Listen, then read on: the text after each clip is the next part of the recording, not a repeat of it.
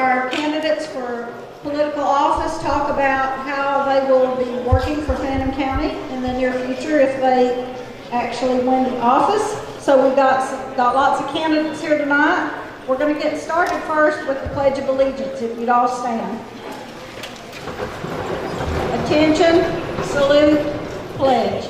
I pledge allegiance to the flag of the United States of America and to the republic for which it stands, one nation, under God, indivisible, with liberty and justice for all. Thank you. I'd like to start out our forum tonight, first of all, by introducing some people to you. And you may stand if you'd like, or you can just raise your hand so people will know where you are. First, I'd like to introduce to you the members of the Governmental Affairs Committee at the Chamber. Our chairperson this year is Manda Gwatney, who's up front. We also have Teresa Bedez, Angela Stewart DeLorme, C.J. Green, Stephen Miracle, and Tommy Vanoy. Our coordinator for the committee is our chamber president, Ms. Jan Hackett. I'd like to thank also the members of the high school student council who are here. We have a great group of students. First of all, our high school is wonderful. You can probably tell I work with the school system, but we have great kids who do a great job. We have one particular group, our student council, who are working on a project throughout the state. I think they're one of 13 or 14 high schools competing in a civics contest, and they have been doing all kinds of great civic work, volunteering at nonprofit organizations and conducting education sessions at the high school to get students who turn 18 out to vote, telling them how to register and great things like that. So I'd like to recognize them. So students, raise your hand when I call your name. Before I do the students, let me tell you, their sponsor, the teacher who does this without getting money for it, it's a freebie, but it takes a lot of her personal time, is Miranda Inslee, and she's in the back there. But our students that are with us tonight, they have been handing out index cards, programs.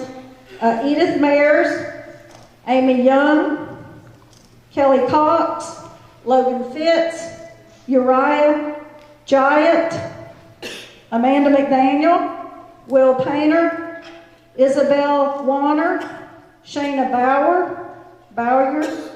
Boyer, Evelyn Doss, and Cole Robertson. So thank you to those students. Y'all are doing a great job. I also want to thank Mr. Eldon Moats. I'm not sure if he's in here at the moment. Mr. Moats is the coordinator for the PAC. He's in the back. He is wonderful. He always makes this happen for us and does anything we need and goes above and beyond. So we appreciate that. I'd like to thank Sheriff Dane Kirby and Police Chief Johnny Scearce for providing some security people for us tonight. So thank you to both of them. And then I also want to just give a big thank you to the chamber staff, because without the chamber staff, Fannin County would not be what it is. They do an amazing job promoting Fannin County. All the ladies that work there are extremely hard workers, and their fearless leader, Miss Jan Hackett, is such a great motivator and leader. They do a great job.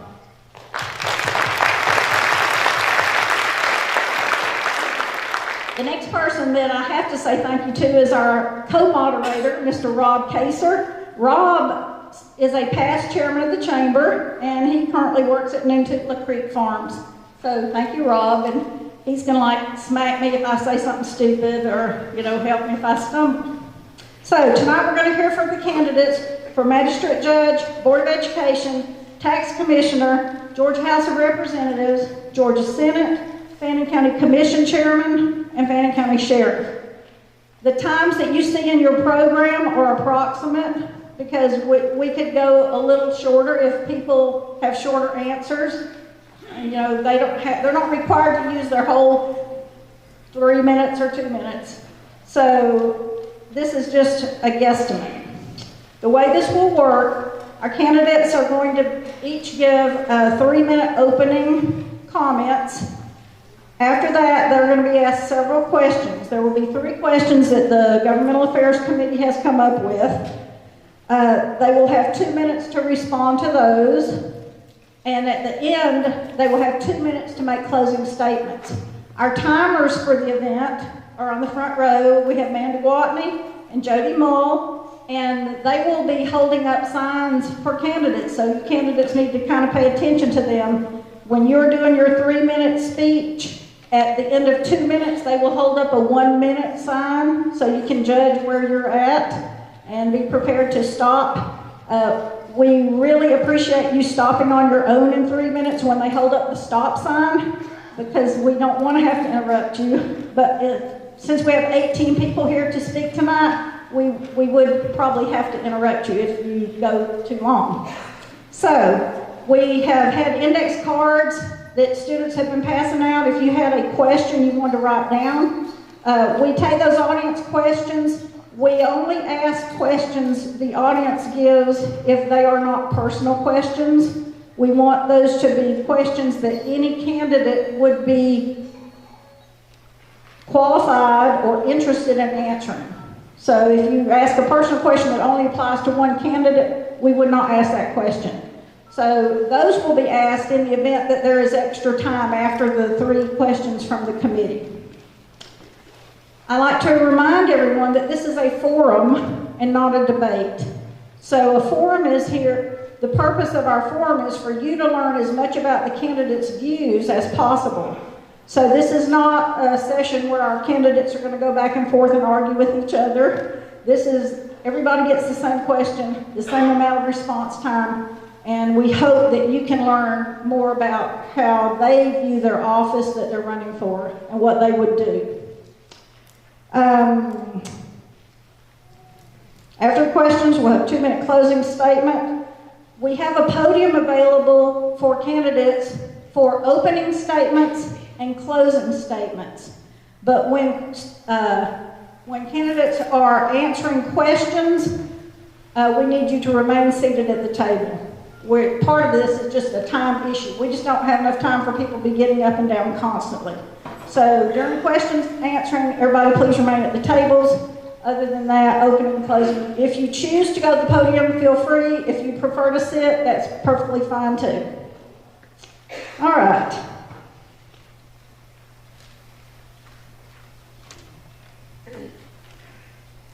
Please, no campaigning or distribution of campaign materials while we're in here. We have tables out front if you're interested in that. Videotaping tonight, we want to thank ETC and Fetch Your News for videotaping our forum. The video can be viewed under Election 2016 on Fetch Your News, and it will be aired on ETC. It's actually being aired live tonight. And then it will be aired Thursday the 14th at 7:30 p.m., Saturday the 16th at 1 p.m., and Monday the 18th at 10 p.m. And we will give those dates and times again at the end. So, I think we're ready to begin, and we are going to start with our magistrate judge candidates. So if those candidates will come up and take your seat behind your name tent, we will get started. What we'll do when we ask our questions is we will take turns, and we are going in alphabetical order, and the first person alphabetically gets to answer the first question first. When we get to the second question, the second person has to start that, so the same person doesn't have to answer the same, the question first every time. We have bottled water there for you if you need water, feel free. Also, when some of the questions might be a little long, so if you need it repeated at any time, please feel free to ask us to repeat the question. Your mics don't have on and off switches, so they're ready. All right, so first question. No questions. First, we're going to do 3-minute opening statements. Almost messed up. Okay, so we are going to start with Dannette Davis, because we're doing this alphabetically, and feel free to either sit there or go to the podium. And your timers are right there, so they're going to let you know when you're down to 1 minute left. Just pick these up. I will just gladly sit here if that's okay with everyone. Again, I'm Dannette Davis, candidate for Chief Magistrate Judge. I would like to thank the Chamber and everyone involved in making this event possible. I think it's wonderful to have such a broadcasted forum, thanks to ETC and Fetcher News also. I would also like to thank the students from Fannin County High School. I'm a Fannin County alumni myself, so that's very special to me. Go Rebels. I will start by telling you a little bit about myself. I'm 45 years old. I live in the Mineral Bluff area of the county. I have one son. His name is Cash Brucker. He's 8 years old. He attends East Fannin Elementary. My parents are Wendell and Inez Davis, and I have one sister. Her name is Denise Roberts, and 3 brothers. They are Vincent, Vernon, and Jeffrey Davis. I actually have almost 18 years experience with the Magistrate Court. I began working there in 1987 at the age of 16.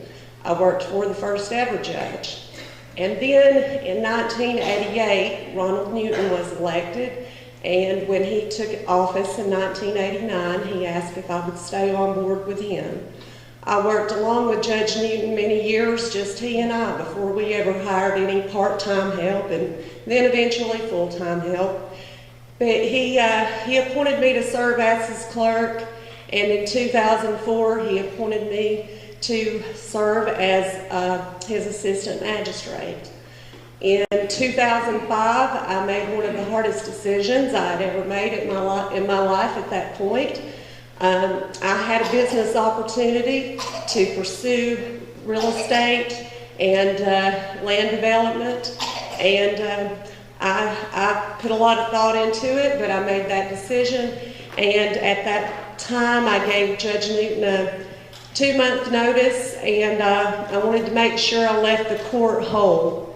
So there was a young lady named April Ledford who replaced me as clerk, and Mr. Russell Johnson, who replaced me at that time as assistant judge, and he still is a magistrate judge with the Fannin County court system today. I appreciate everyone being here again, and would ask for your vote, your support, your consideration, and I will end with that.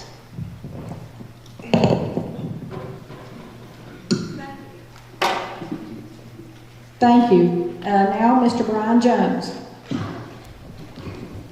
Good evening. I would also like to thank the Chamber for hosting this event. My name is Brian Jones. I am a candidate for the Magistrate Judge office. I am a native of Fannin County. I've lived in Fannin County my entire life. I've been married to my wife Angela for 20 years. She is a math teacher here at the high school.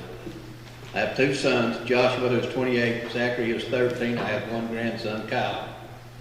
I've been working in public service since the early 1980s, with over 20 years of it being in law enforcement. During this time, I have been an assistant chief of police in McCaysville, and I am currently a sergeant with the Blue Ridge Police Department at this time. I have always had a desire to work with the public. I think my law enforcement experience would be an asset to the magistrate's office due to my knowledge of the law and my ability to mediate in any situation. I have a passion for protecting and improving our community. Magistrate Court is an informal court that offers a quick and inexpensive process to resolving complaints. Many people who appear before the Magistrate Court represent themselves. They need someone that can understand the evidence presented to the court, how to be fair, impartial, and adjudicate cases in accordance to the state law. Magistrate Court handles civil cases of monetary value of less than $15,000, landlord-tenant disputes, evictions, dispossessories, foreclosures, and garnishment. As a police officer, I deal daily with people involving in civil disputes. I've experienced in types of mediations and having people resolve their complaints. I have had to mediate situations in hostile environments such as domestics. On the criminal side, the Magistrate Court issues arrest warrants, search warrants, conducts first appearance hearings, preliminary hearings, extradition warrants, application hearings for trial, and county ordinances violations. misdemeanor deposit account fraud, criminal trespass, and underage consumption of alcohol. I have had years of experience with most of these situations. Thank you. Thank you, Mr. Jones. And now we'll hear from Ms. Walker. Good evening. I'm Sherri Walker, and I have served as your Chief Magistrate Judge for the last 2 years. And I'm honored to be here tonight and would also like to thank the Chamber for hosting this event. I'm a lifelong native of this community and have been married to my husband, Ralph Walker, for 31 years. We have one daughter, Lauren, who is married to Tech Sergeant Nathan Gladden, who is currently serving in the U.S. Air Force as a flight engineer instructor. My family originated here in Fannin County in the Lick-Skillet area. My great-grandparents are the late John and Eller Barker. My other grandparents are late Wilfred and Ola Barker, and my father is John Barker. In 1985, when Ralph and I were married, our jobs took us away from the area for approximately 10 years, but it was always our goal to return to the area, and we did that, and we're blessed to do that in the year of 1993. I began my career in the Magistrate Court on March the 4th of 2005, when the late Judge Newton hired me to fill the vacancy of former clerk and my opponent, Dannette Davis, who had resigned and vacated her position in February of 2005. I was fortunate to be trained personally by the late Judge Newton, working closely with him in the courtroom and in the magistrate office also, to become knowledgeable on the current laws and procedures of the court. As most of you know, on April 13th of 2014, Judge Newton was tragically killed by a drunk driver, which left a vacancy in the judicial circuit. 12 candidates, including my 2 opponents, applied for the appointment. In July, I was selected by our 3 Superior Court judges to serve the remaining 2.5 years as your judge. Of the 3 candidates you have to choose from in the upcoming May election, I'm your most logical choice for several reasons. I'm the only candidate who has actually served as the Chief Magistrate Judge with 2 years of experience. I was personally trained and mentored by the late Judge Newton for approximately 10 years prior to accepting the appointment to Chief Magistrate Judge. I possess current knowledge on the laws and procedures of our Magistrate Court and have implemented the conversion of court records to a digital format that allows our office to maintain the records electronically. I'm the only candidate who has completed all the hours required for certification for the Chief Magistrate Judge by the Council of Magistrate Court Judges through the Institute of Continuing Judicial Education in the state of Georgia. I have also ensured that the court has operated under budget, and I have efficiently adjudicated cases in a timely manner according to the law during my term as Chief Magistrate Judge. Thank you. Thank you, Ms. Walker. Okay, we'll begin questions. And the first question, we will start with Ms. Davis. What would you do to make the judicial process easier for individuals without an attorney? Forgot the microphone. Well, you know, legal advice is a very, you have to be very careful in what you consider the boundaries for that. Most definitely, it is very important that your clerks truly understand what their limits are. You can't advise a litigant in the court of specific, you can't say you need to write this way or you need to file this particular action. You have to be very careful, but yet you must be helpful because the magistrate court is more of a people's court. A lot of folks cannot afford attorneys. Like I say, you have to be cautious, stay within the parameters of the law, but yet make sure that your clerks understand that being helpful doesn't mean that they are giving out legal advice. Anything that they would do that might give a particular litigant an advantage over another, they can't do that. So, you just really have to be careful and make sure that they understand what they're allowed to do. As a judge, you're obviously not going to be able to assist pro se litigants very much yourself. That might call for a recusal if they end up coming before you. So, like I say, I think being a public servant is a great honor. We are there to serve the people. We are paid by the people. And therefore, we always need to be courteous and make for sure that we do all we can without crossing the boundaries to assist our litigants. Thank you. Thank you. Mr. Jones, what would you do to make the judicial process easier for individuals without an attorney? For a pro se client, I would have my office staff be familiar with the forms that they need to pass on those subjects, indicate how they would fill those forms out, and hope that they would have the knowledge to help them. And if they needed advice, we would advise them to seek an attorney if they could, and they could maybe get one appointed to them or find someone else to help them other than our clients, or we cannot give legal advice. Thank you. Ms. Walker, what would you do to make the judicial process easier for individuals without an attorney? Well, as my two opponents have stated, we are not able to give legal advice. The magistrate court is usually the first process. We are the face of the judicial system. So when people are owed money, that is the first place they actually come to. As I started to say, we can't give legal advice. We do have a packet of information that gives you the procedures that you can actually follow to fill your forms out. One of the things that my court has done during the time that I've been serving as Chief Magistrate Judge, we have a process which is called mediation. This is an in-between process that the two parties will come together and try to resolve their issues before the judge actually hears the case.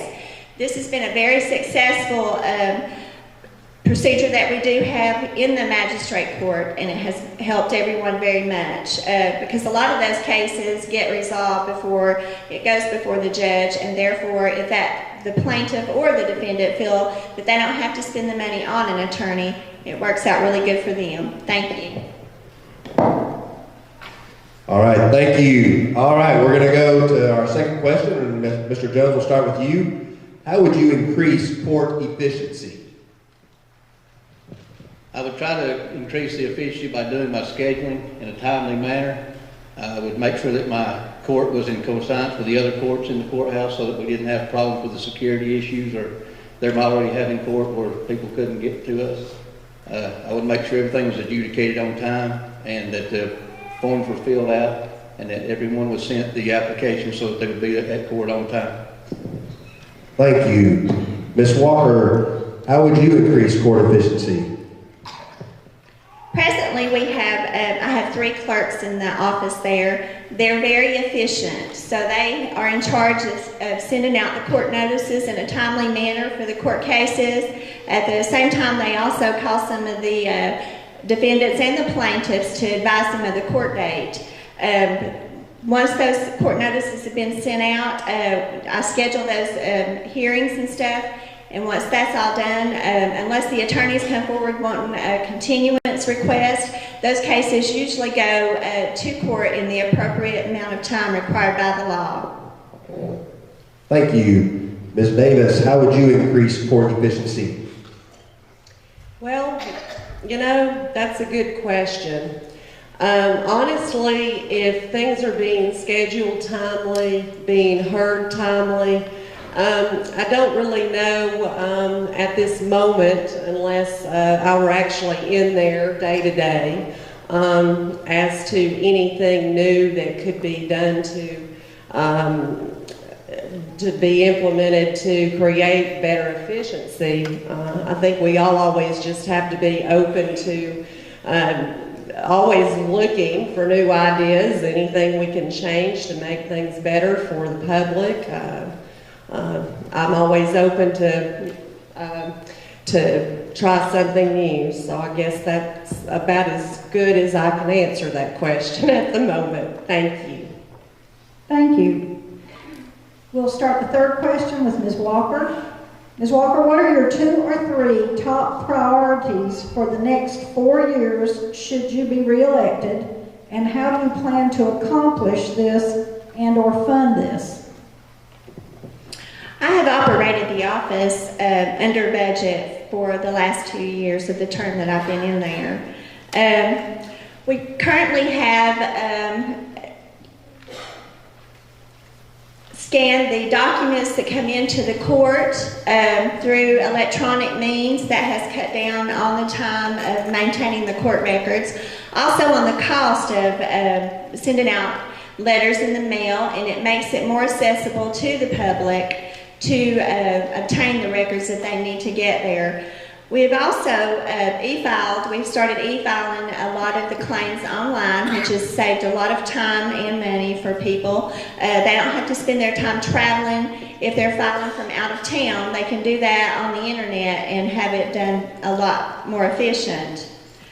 These are just some of the things that we have done, and over the period of the next 4 years, anything electronically that we are able to do through the system, we will do that also. It just makes the court run more efficiently. Thank you. Thank you.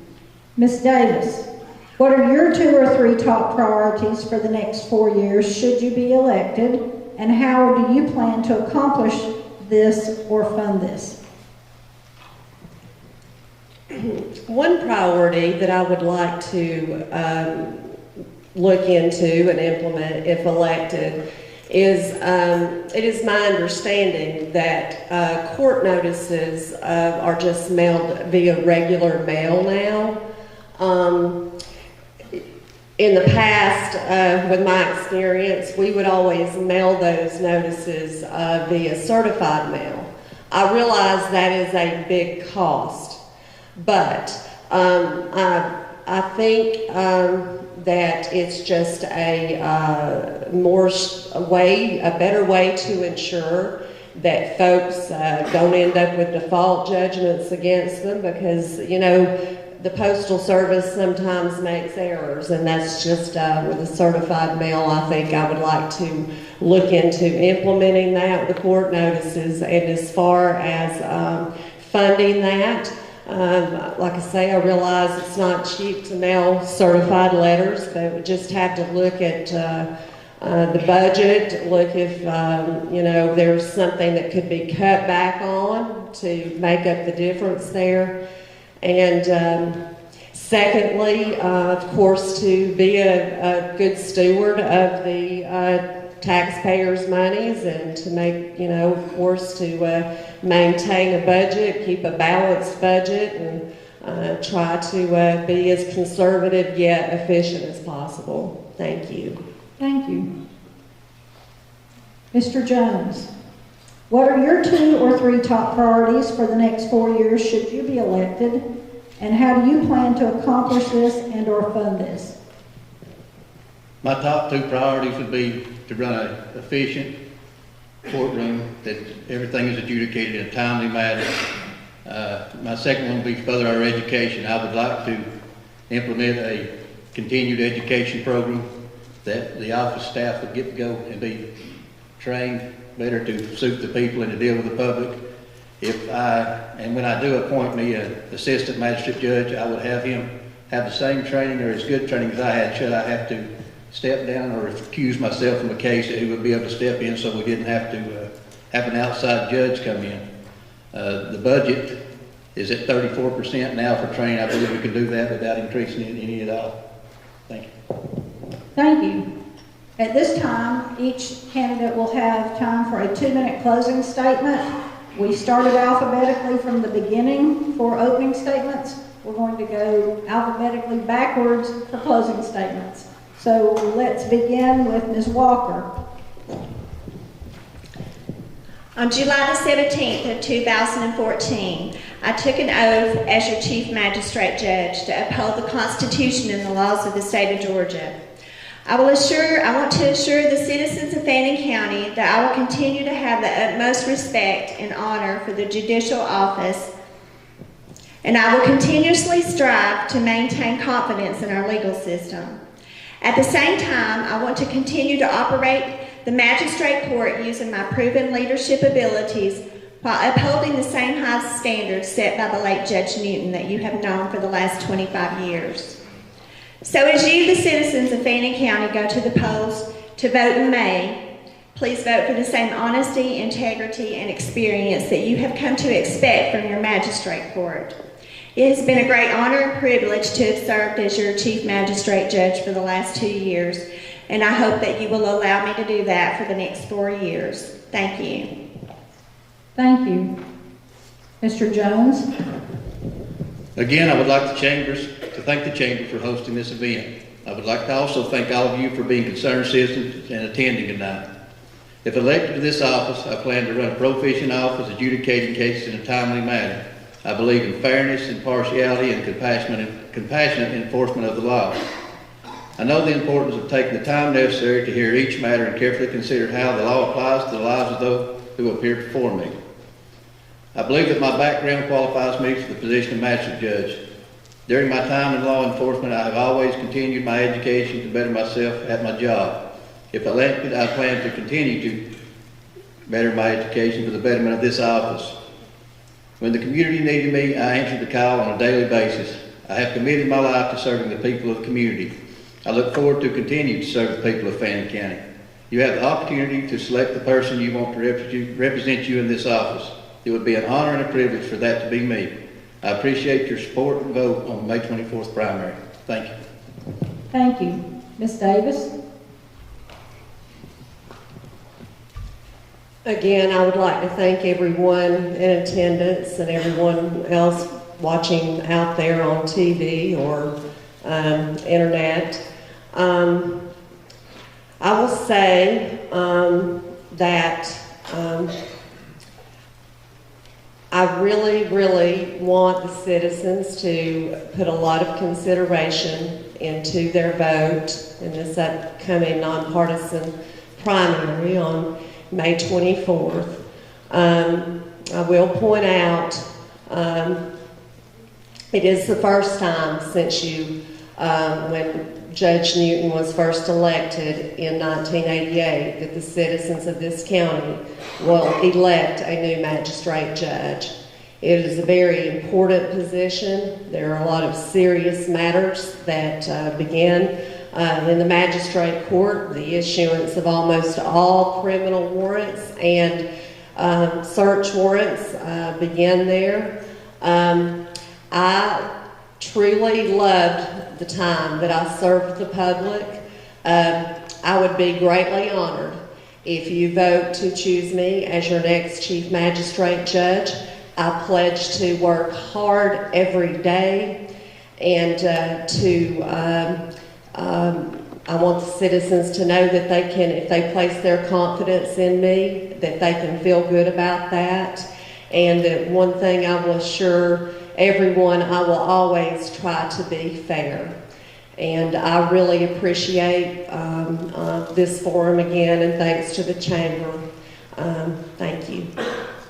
Thank you. Great job. Let's all give them a round of applause, please.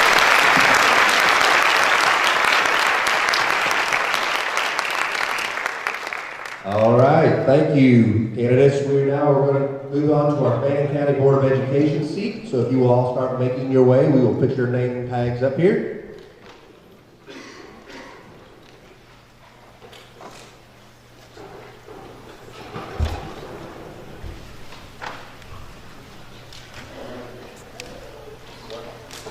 Once again, as a reminder to our candidates, if you would like, you may use the podium to make your 3-minute presentation. For the questions, please be seated and we'll answer questions from there. And then you are once again able to give your 2-minute close speech from the podium as well.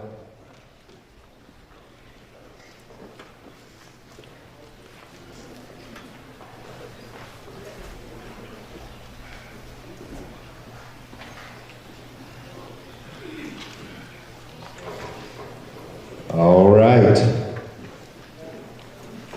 Thank you guys. You will see you have microphones on your table. We will start in alphabetical order, which happens to be Mr. Davis first. You will be able to tell us your 3-minute opening, please. Thank you.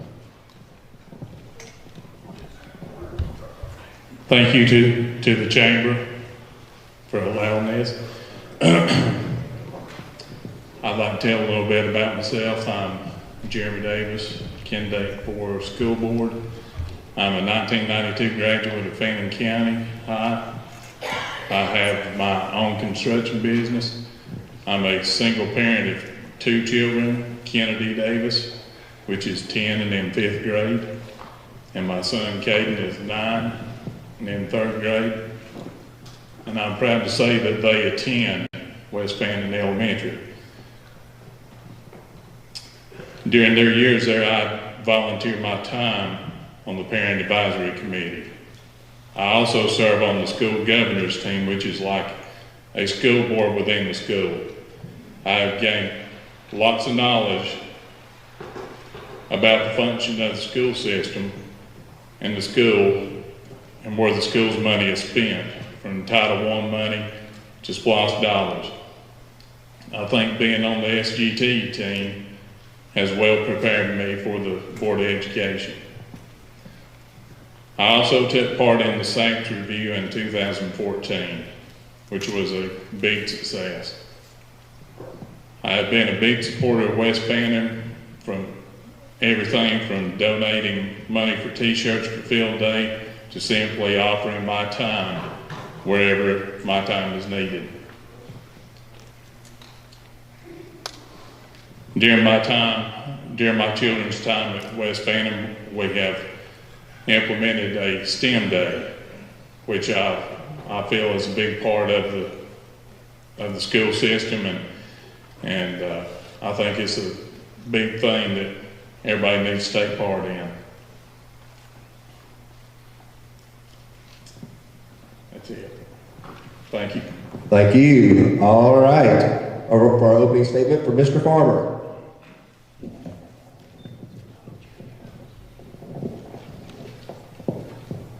Is that on? Thank you, Chamber, for sponsoring this here tonight for the school board. You know, I'm Clarence Farmer Jr. I've served on the school board. And you know, the school board is something that you don't want a name just to be on the school board. The school board is something you're serving this whole county. My number one goal is education of Fannin County. That's for every child to get a free education. When I served on the school board, we hired a graduation coach, and the rates improved, and they're still improving. We were a board of destiny in 2009, and I assisted in approving and managing the school system budget, helped set district policy, and developed the district-wide vision of Fannin County school system. It was recognized as a world-class school. I also participated in the district-wide Southern Association of Colleges and Schools, SACS accreditation, and supported the extension of the special option of the school tax, you know, to keep our county tax down. This slosh is a good thing for our county, and it's built many things. When I was on the board, we built the stadium, paid for it out of slosh, and my activities is been in sports all my life and all. I've been in the bowling association for 42 years, been president of the league for 42 years, 9 years of the bowling association. And I was married to the former Mildred Williams for 52 years prior to her death. And we have 3 daughters and son-in-laws, Sherri and C.J. Green, Lisa and Edgar Park, Trent and Chris Devitt. Have 2 granddaughters, Amy Green Mason, her husband Chad, Haley Parks Davis, and her husband Thomas of Woodstock. I have 1 great-granddaughter, which is in Blue Ridge Elementary. I attend Young Shelfer Baptist Church, where I've held many offices. I'm current choir director and church clerk. I was born and raised in Fannin County, and I've owned property here since 1959. Thank you. Thank you. All right, Mr. Galloway, please.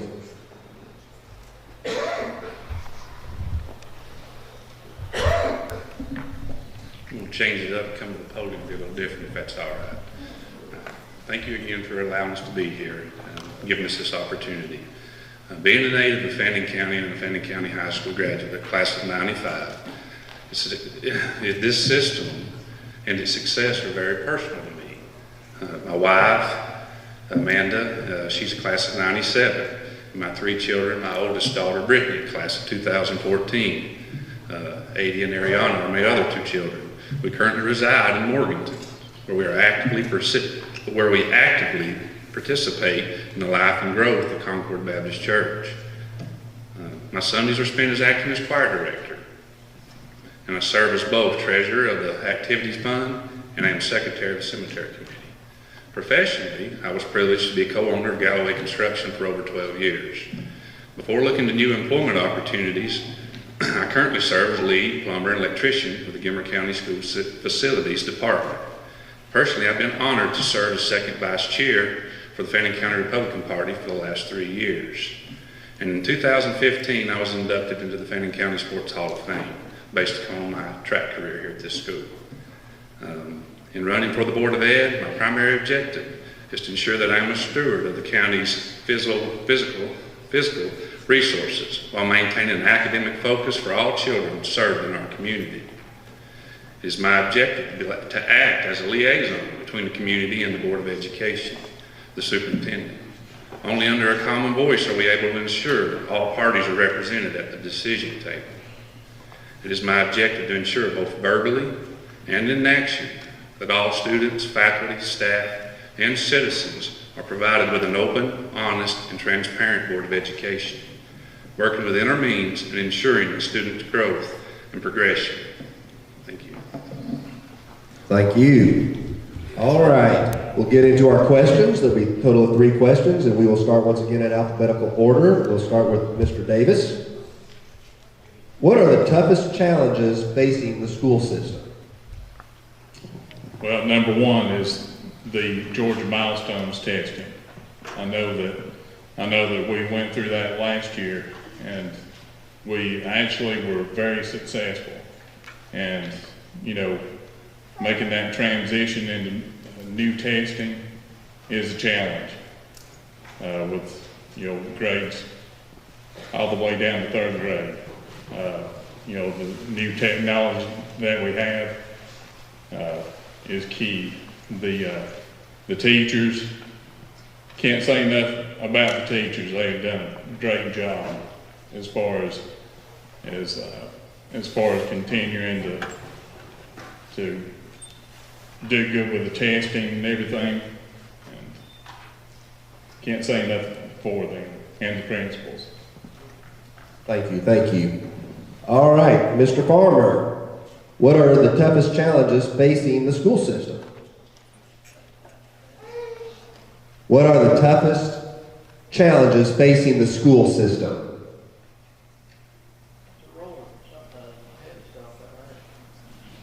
What are the toughest challenges facing the school system?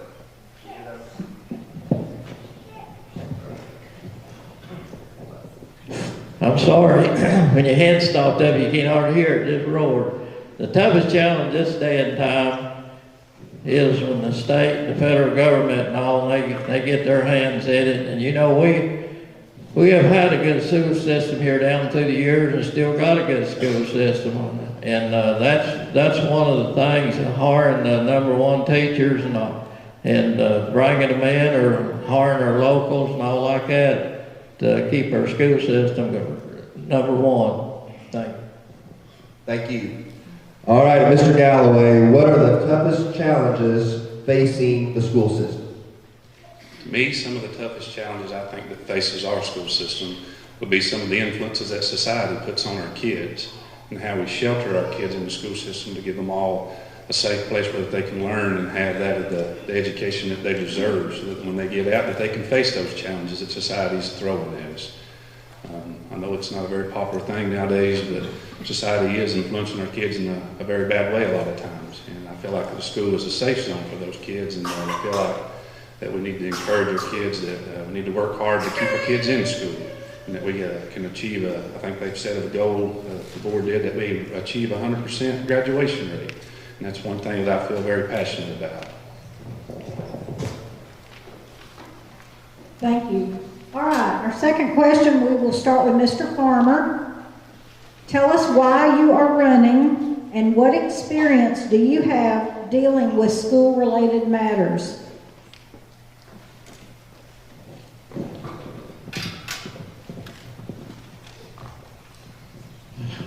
I am running back for the school board seat because I enjoyed it. I enjoyed working with the teachers, all the faculty, and all the way down. When I was on the board, we hired our superintendent, Mark Henson. One of the goodest superintendents that Fannin County has ever had. And if we don't keep number one people, yeah, we could have went out here and spent money and got a search team and all like this and brought it in, but we as a board got together and we hired Mr. Henson and Mr. Shelby, the high school principal up here. The board, each one in, talked to him, and the board made the decision to give Mr. Shelby the job of the principal at the high school. And that is why I'm running, to serve back the people of this county for their kids and for the taxpayers, and to keep the taxes as low as we can. That's one of the things that I don't want to do, is raise taxes, and I don't see that in the near future, because we have got a good slosh of money coming in, and that's what it takes to keep a good school system. Thank you. Thank you. Mr. Galloway, tell us why you are running and what experience you have dealing with school-related matters. I'm running because I'm very passionate about the kids in our area, and I have a great desire to see that our kids succeed in this area. Things that I feel that I have that I can offer to the school system that makes me qualified is I'm in the school system right now, and I see the school system from the inside out, which a lot of our taxpayers don't. I understand where the money goes. I understand how the maintenance of the school is, and the amounts of money that it takes to maintain the school, to keep it going. I understand and see things as far as new facilities, the way they're built. And on a daily basis, I'm around kids. I hear their comments, I hear their concerns, I hear the teachers, the faculty, the staff. Every day I understand that there's different concerns, there's different needs that arise. And I'm involved with the school system, not only just in one school, but I see kids from pre-K level all the way up to graduation level. So I feel like I have a great knowledge of how the school system works, especially on the maintenance end of it, how to save taxpayers money on the maintenance end of the school system. Thank you. Mr. Davis, tell us why you are running and what experience do you have dealing with school-related matters? Well, number one, I enjoy being around the kids, seeing them learn and achieve higher goals is the number one thing. All children have the capacity to learn. No matter where they come from, what background they all have the capacity. Sometimes it takes a little extra push to get the kids to learn, but we're equipped with the tools that they need, the teachers that we have, and I've been on the school governor's team this year, and I've learned a lot as far as Title I money, as far as where the money's allocated, how the SPLOST dollars work. And, I just want to see Fannin County's children succeed. I would love to see 100% graduation rate. I know we're at 92.6% now, and I know we can reach higher goals. Thank you. Thank you. All right, we'll start with Mr. Galloway for our third and final question. What do you think the role of the school board is in running the school system? Being new to this, I kind of questioned that thought myself, but as far as the role in the school system, I think that we basically I'm drawing a blank here. Give me just a second. So, I don't exactly know how to answer that question to the fullest that I guess it deserves. But given the opportunity and the privilege, I believe that I can learn that and give you the best answer that there is out there, given the opportunity, if you'll give me the chance to learn what that is. So thank you. I'll just be honest with you, I don't have the answer to that. These are the first time these folks are hearing these questions, y'all, and there are some tough ones here. All right, Mr. Davis, what do you think the role of the school board is in running the school system? Well, number one is to take care of the taxpayers' money. Make sure the money goes where it's supposed to go, and the boards allow the schools to have the tools necessary to teach kids. I think it's necessary for the school board to hire the right people in the right positions to further achieve higher goals. Thank you. And Mr. Farmer, what do you think the role of the school board is in running the school system?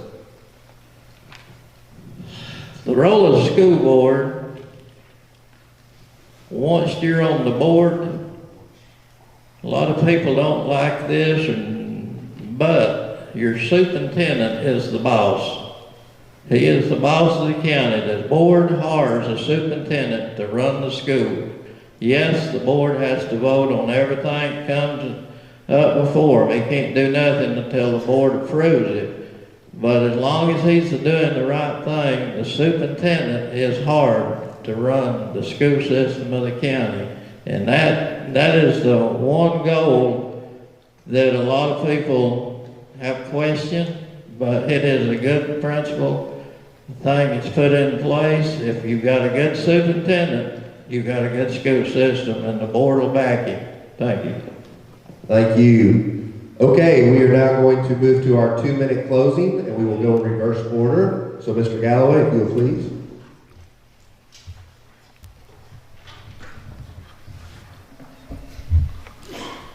Throughout this campaign, I feel that I've certainly demonstrated that I'm a good candidate to be elected as a new member of the Fannin County Board of Education. In my candidacy, I think I bring to the table an individual that makes decisions based on common sense and a fresh set of eyes focused on our schools and children, not based on personal agendas or politics. I currently work in the school system, and I see on a daily basis how the taxpayer dollars are used to maintain our facilities, and how it provides instructional resources to help our children find success. I personally have had hands-on involvement with the building of new facilities and renovation projects in school systems. And daily I'm around students and faculty, from the youngest, from the primary learners to those getting ready to walk across the stage at graduation. This has allowed me to hear the many concerns and needs of the system, and has provided me the insight on the decisions required to make a difference.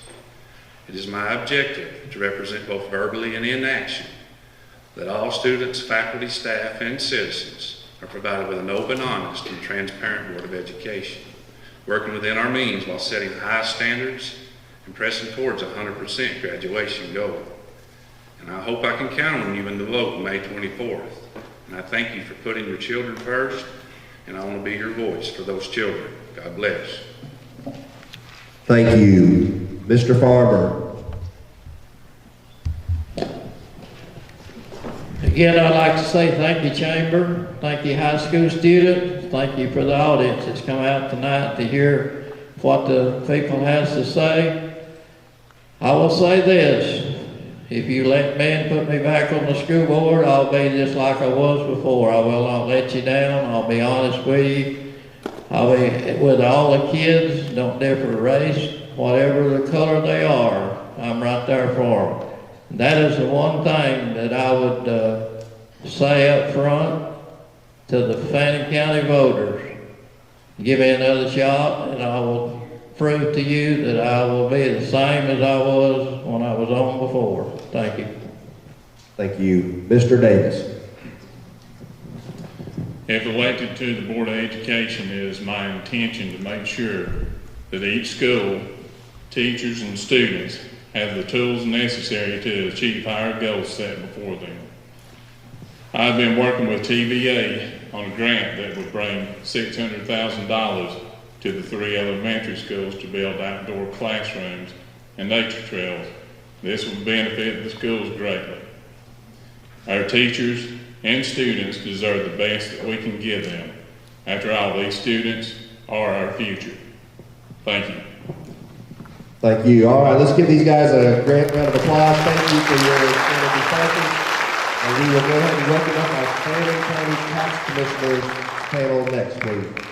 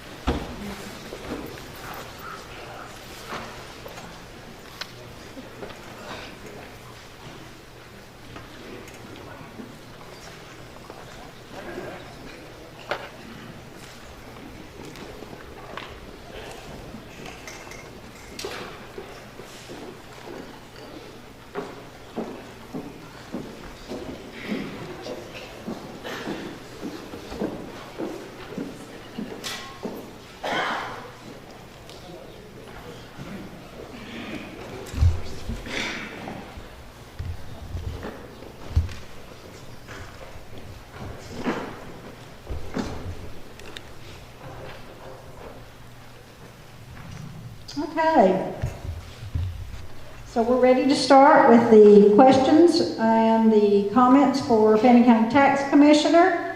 And we will begin with your 3-minute opening statements. So we will begin with Ms. Shirley Sosebee. Good evening. Can you hear me? Thank you to the Chamber for hosting this forum. I'm Shirley Sosebee. I'm the current Tax Commissioner for Fannin County. And I would like to tell you about myself and about the Tax Commissioner's Office. I was elected in 2012 and I took office January 1st of 2013.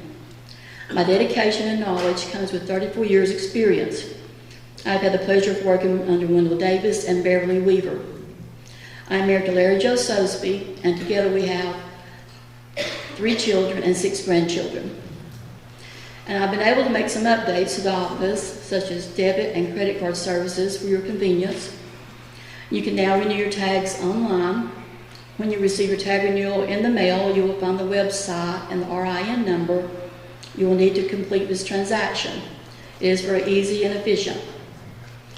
I'm proud also that we can now pay and view our property tax online.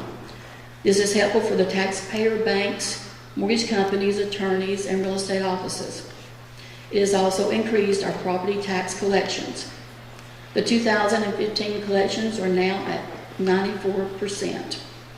These collections are dispersed to the county, state, schools, and cities in a timely manner. All these updates have been within my budget. Our office is always striving to implement the current changes to the laws made by the state. One change is House Bill 960. This will go into effect July the 1st, 2016. This will change the way our interest and penalties will be charged for our 2016 property tax bills. For the past couple of years, I've been able to work with the Department of Revenue to come to our office and approve the property tax digest. This has been very helpful and time-saving when we are working on a deadline for approval. I do not set the property tax values. I would like to thank my office and staff for the great work they've done and to help with all these updates we have made to the office. We have a great team and we work very well together. It has always been my priority to bring the best possible service to the Office of Tax Commissioner. I am a lifelong resident of Fannin County and proud to call it my home, and I'd appreciate your vote and support May 24th. Thank you. Ms. Woody? Good evening and welcome to the Tax Commissioners Forum. I thank the Chamber of Commerce and I'd like to thank each and every one of you for coming out and participating in this forum. My name is Marie Woody and I am married and have 2 children and a son-in-law. With much prayer and encouragement from my friends and colleagues, I decided to place my name on the ballot for 2016. Since 1981, I have worked for Fannin County. I have been the department head for the Fannin County Land Development Office for the last 15 years. I'm honored to have been given this leadership role and proud of its accomplishments. This position has afforded me the opportunity to work closely with the tax assessor's office, helping to build the county's tax digest. It is my desire to bring these three offices together, tax assessors, land development, and tax commissioner, and work in harmony as one.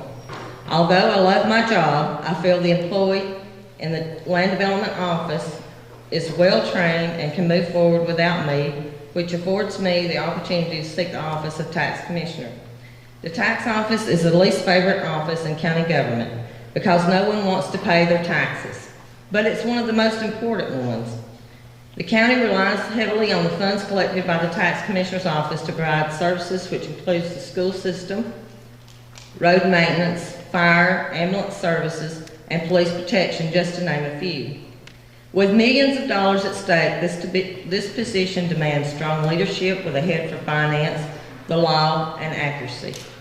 The countywide gross tax digest is $1.4 billion, and the budget for the tax commissioner's office is $408,000. I believe that my diverse background and experience, along with my desire to see the citizens of this county better served, makes me the most qualified candidate.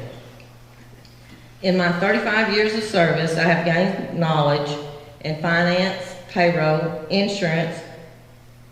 Presently, my department issues land disturbance permits, building permits, and I assisted the Water Authority with the initial setup.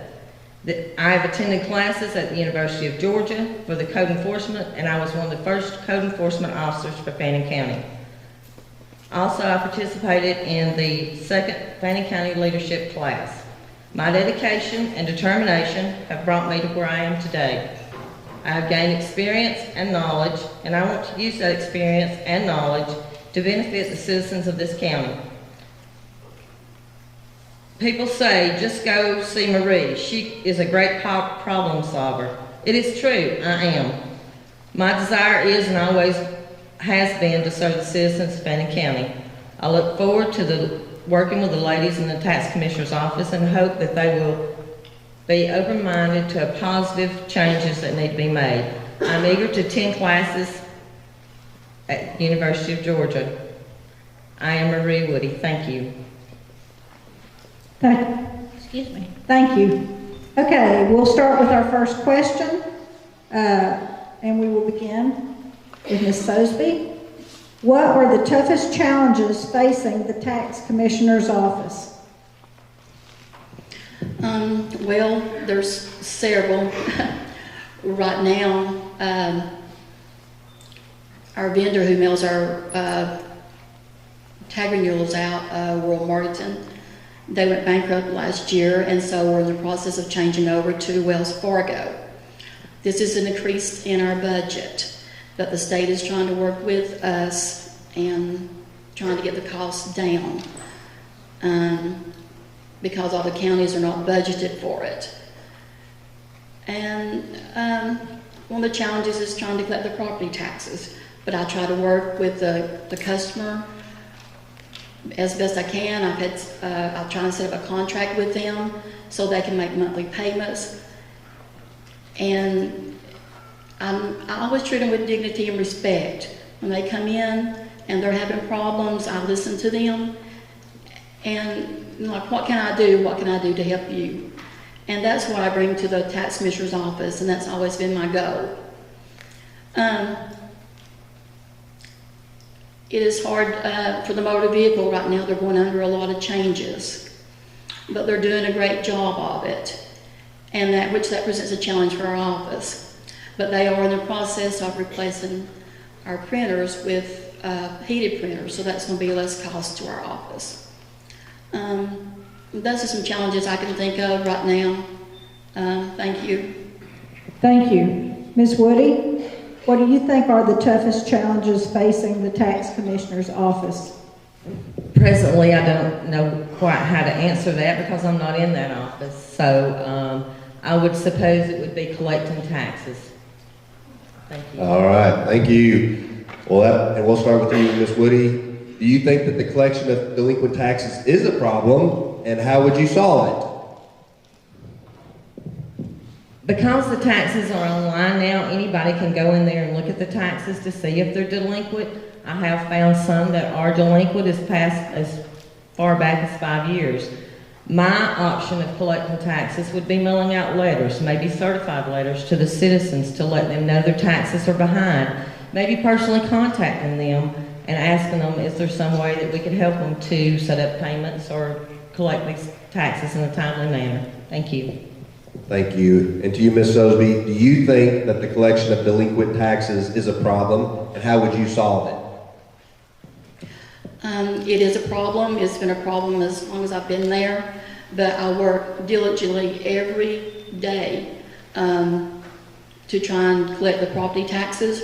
I've had 3 property tax sales. My property tax service is Appalachian Mountain Services. They're from Lawrenceville, Georgia. They help me in mailing out the letters.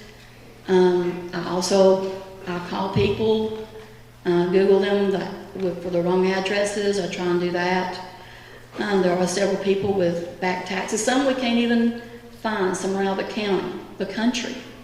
So, unfortunately, they're beyond the tax sale.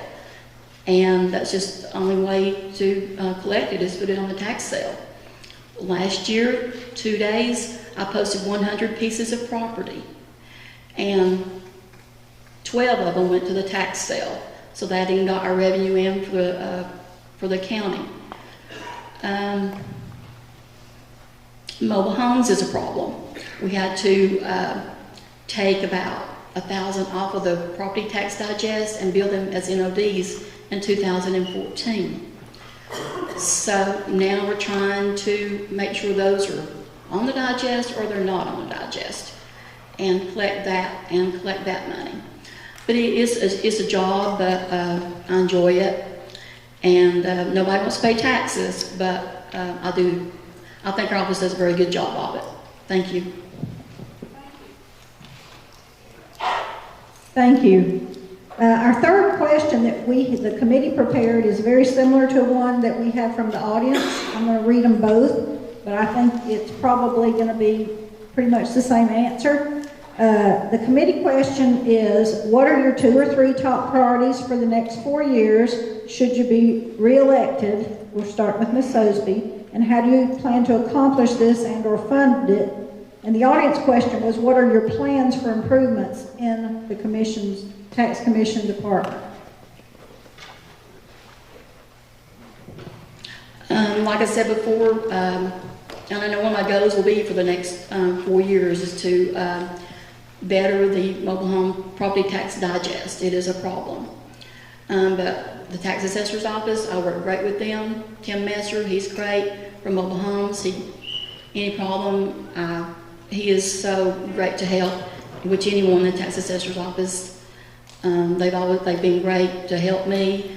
Anything that I need to check the maps, the deeds, anything is great.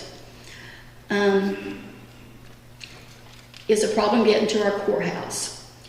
And I know maybe with the fire station we may have more parking, but I am looking at in the future, I hope we could come up with a satellite office. I know for a small county you think, well, but I think it would be great if we could just have an office open somewhere a couple of days a week that they could go to, and hopefully when you can't find a parking place and walk and come around the courthouse. But that would have to be put in my budget and looked at very closely. I always have any updates, any ideas for the tax commissioner's office. It's my passion. I love it. And anything I could ever do for this to better the citizens and our taxpayers, I would so greatly do it. Thank you. Thank you. Ms. Woody, what are your 2 or 3 top priorities for the next 4 years should you be elected? And how do you plan to accomplish this and or fund this? And in the same vein, what are your plans for improvement in the tax commissioner's department? One of the things I would like to do is have the office open at 8 a.m. Many times I see citizens sitting in the hallway waiting for the tax office to open. So therefore I'd like to have it open at 8 o'clock. The other goals, right now, I don't know what to say about that because I don't know what's going on there in the office. Thank you. Thank you. Okay, we're going to now let each candidate make their 2-minute closing statement, and we will reverse order this time, and we will begin with Ms. Woody. Beautiful and knowledgeable ladies serve the public in the tax commissioner's office, and under my leadership, they can and will shine. The ladies will be given opportunities for classes, training, and growth. When elected commissioner, I pledge to have the office open from 8 a.m. to 5 p.m. Citizens will no longer have to sit in the hall waiting for the tag and tax office to open. I will be the first one in the office and the last to leave, not the last one there and the first to leave. I have some ideals to improve the services provided by the tax commissioner's office and bring harmony back between the offices in the courthouse. I would like to visit each and every taxpayer and voter in the county, but time is of essence. I respectfully ask for your prayer first, and secondly, your vote, and would like to urge each and every one to go out and vote in the May 24th primary. In closing, I would like to leave you with the following scripture, Joshua 1:6 and Joshua 1:9, and this quote from Mark Twain, "If you tell the truth, you don't have to remember anything." I am Marie Woody. I'm asking for your vote during the May 24th primary. Thank you and good evening. Please let me help you make a difference. Thank you. And Ms. Sosebee? In closing, I would like to thank you for the confidence you've placed in me. It's been an honor to serve you as your tax commissioner. I tried to do the best job, to do a great job and make Fannin County proud. Our office is open at 8:30 to 5 every day. I probably don't leave there till probably 6:30 to 7, and Larry's always asking me, when you coming home? When you're going to be through? But I love my job, and I want everything done, deposits processed, and makes it easier to start on your next day. This is a crucial year in which we elect our leaders to serve both locally and nationally. I have served this office with loyalty and dedication, and I've never took it for granted. I am only asking for your vote and support in the May 24th election to keep the tax commissioner's office moving forward. I thank you for your prayers and support, and I'm so glad about the friends I've made over the past 4 years. Everybody's been very helpful to me, and anytime anybody's ever needed me, I've been there. And so I would just appreciate your vote May 24th, and thank you so much. Thank you. All right, let's give these folks a thank you for your time. We're going to start welcoming our State House of Representatives to the floor, please. Once again, I want to remind you as you come up that you can make your 3-minute statement from your opening statement from the podium.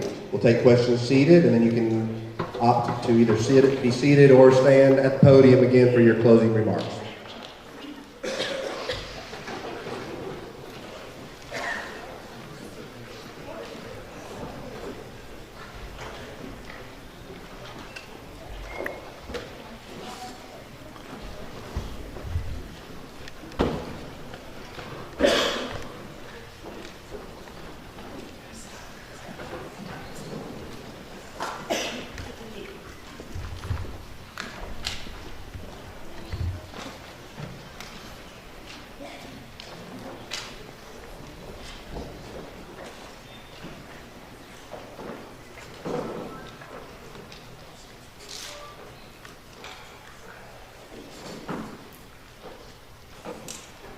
All right, thank you. We will start with our 3-minute introduction with Speaker David Ralston.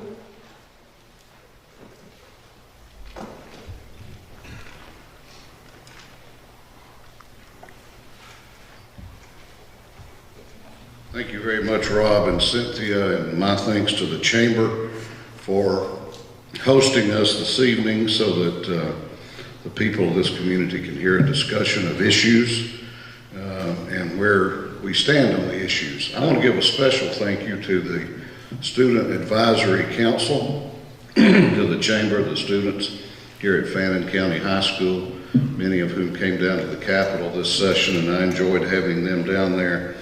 It made me realize what great young people we have in our community. Part of the reason that I want to serve you a little longer. Representing this county is a real honor, and I appreciate the friendship and support that you have given me over many years. This truly is a special place to call home. Watching this community grow, and for our citizens to have opportunities to be successful has been the most satisfying part of this experience. My vision is a positive vision, and I have tried to work hand in hand with you to move our community forward.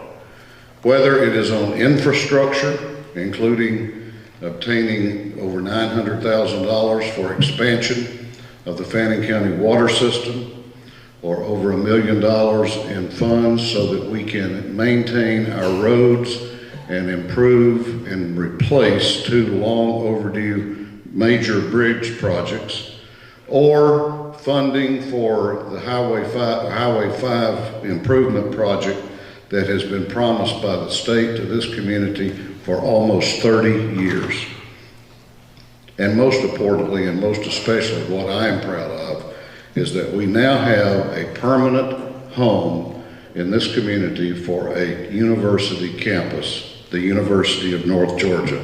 And I have to share with you, I talked to the president today, and she told me that we have a 100% increase in enrollment from last semester to this semester. That's opportunities for our young people here, and I'm very proud of that. I've been pleased to work hand in hand with local businesses and industries, including agritourism, tourism, the construction industry, the trout fishing industry, the craft brewers, healthcare, and many others in growing and maintaining jobs here in this community. And I look forward tonight to discussing these and other issues with you, including issues at the state level.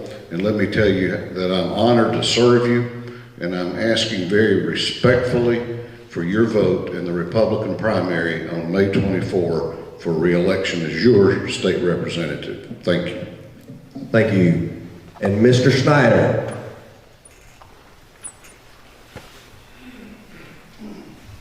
Thank you, Chamber. My name is Sam Snider, and thank you for hosting this, and thank you for coming out, participating in the process. It's you, the voter, who makes the decision. I'm running for the opportunity to be your representative for this district. Why should you vote for me? It's a great question. You have the Speaker of the House. It's a big deal. Why should you vote for me? Well, I'm offering to you tonight that I think it's time for a change. I think you know it's time for a change. I have a proven record as a leader. I just retired in October as a teacher of 30 years at Gilmer County Schools. I was a department chair for over 20 of those years.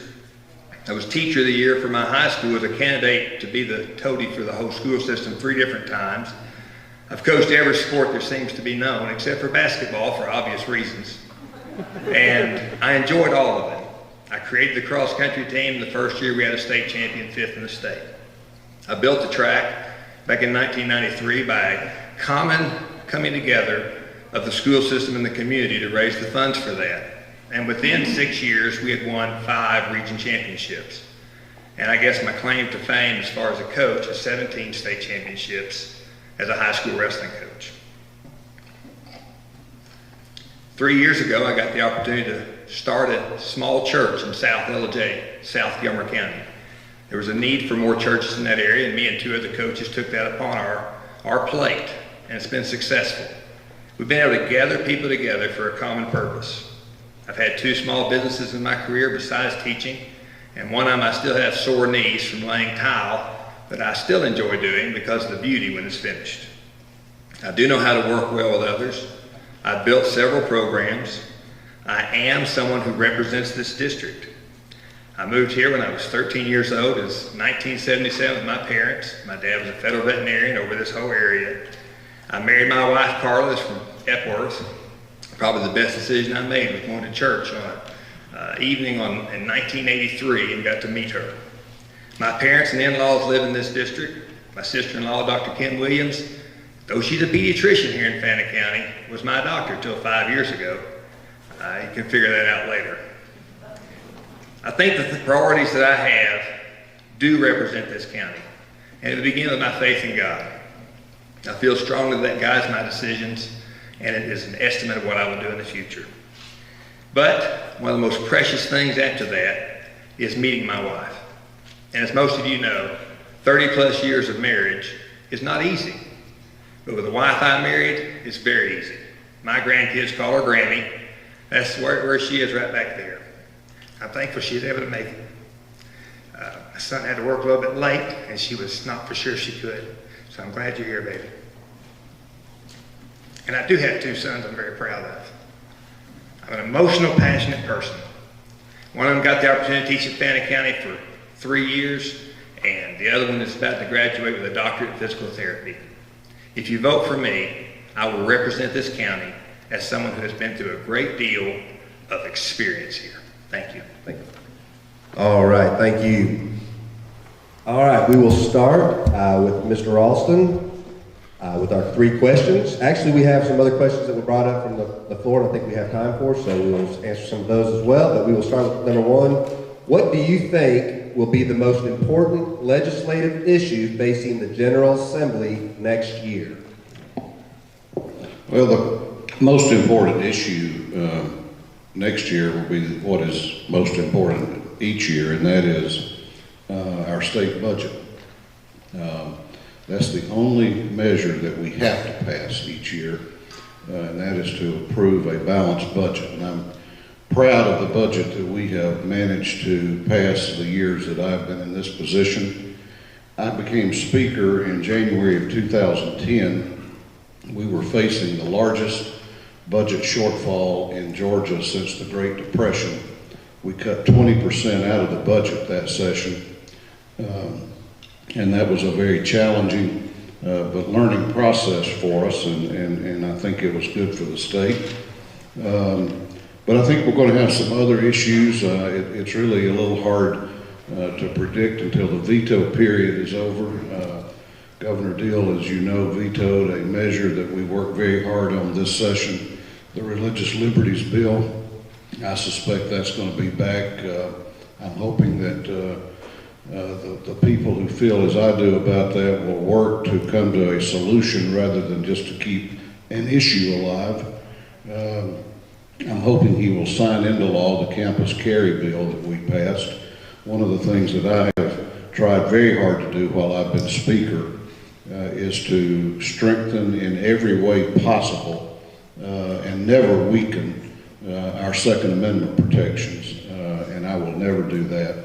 But we'll have a lot of issues that will be back, and I look forward to tackling those and bringing Fannin County and Gilmer County and Dawson County values to bear on those as we have done. Thank you.